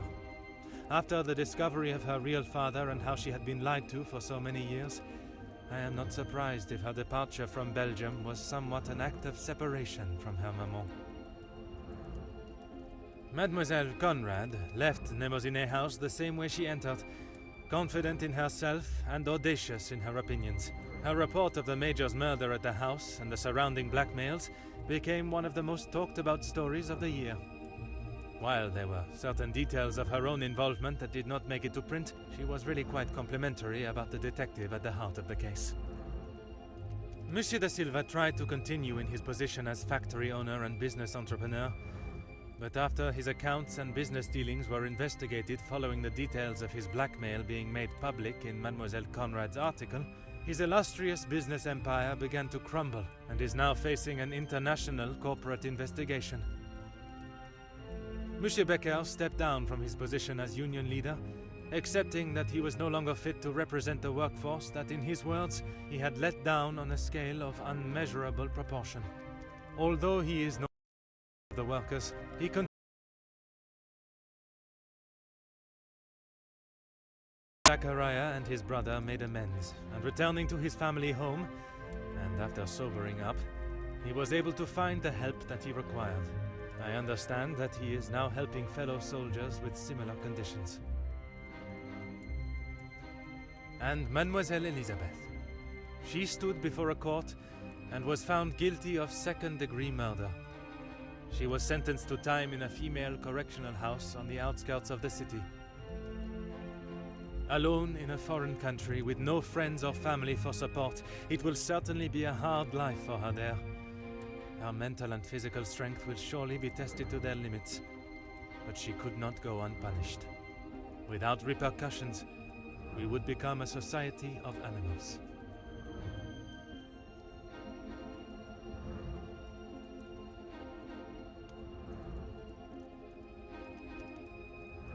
The death of Elizabeth's beloved Luc has been at the center of everything. Had those in positions to help not acted with only themselves in mind, perhaps he would still be alive today, and the Major would have paid the price for his own crimes in the eyes of the law, not at the blade of a knife. The blood of Major Felix Egan will remain on Elizabeth's hands. A stain that wherever she is and whatever she may do, she will never be able to wash clean. However, it will remain as a reminder to not only her, but all of us, of what we as human beings are capable of to protect ourselves. We all have something that may be considered shameful or sinful, and it is how we deal with it that shows our true character. Those involved in the riots, the workers' deaths, and the Major's killing believed themselves to be untouchable. Whether it was from their social standing or their confidence in themselves, they learned that everyone is accountable for their actions. There is no exemption because of the suit you wear or the money in your bank account. There is no price to a man's life. It cannot be bought or traded or discarded. No man is better than another, including Detective Hercule Poirot. 끝인가?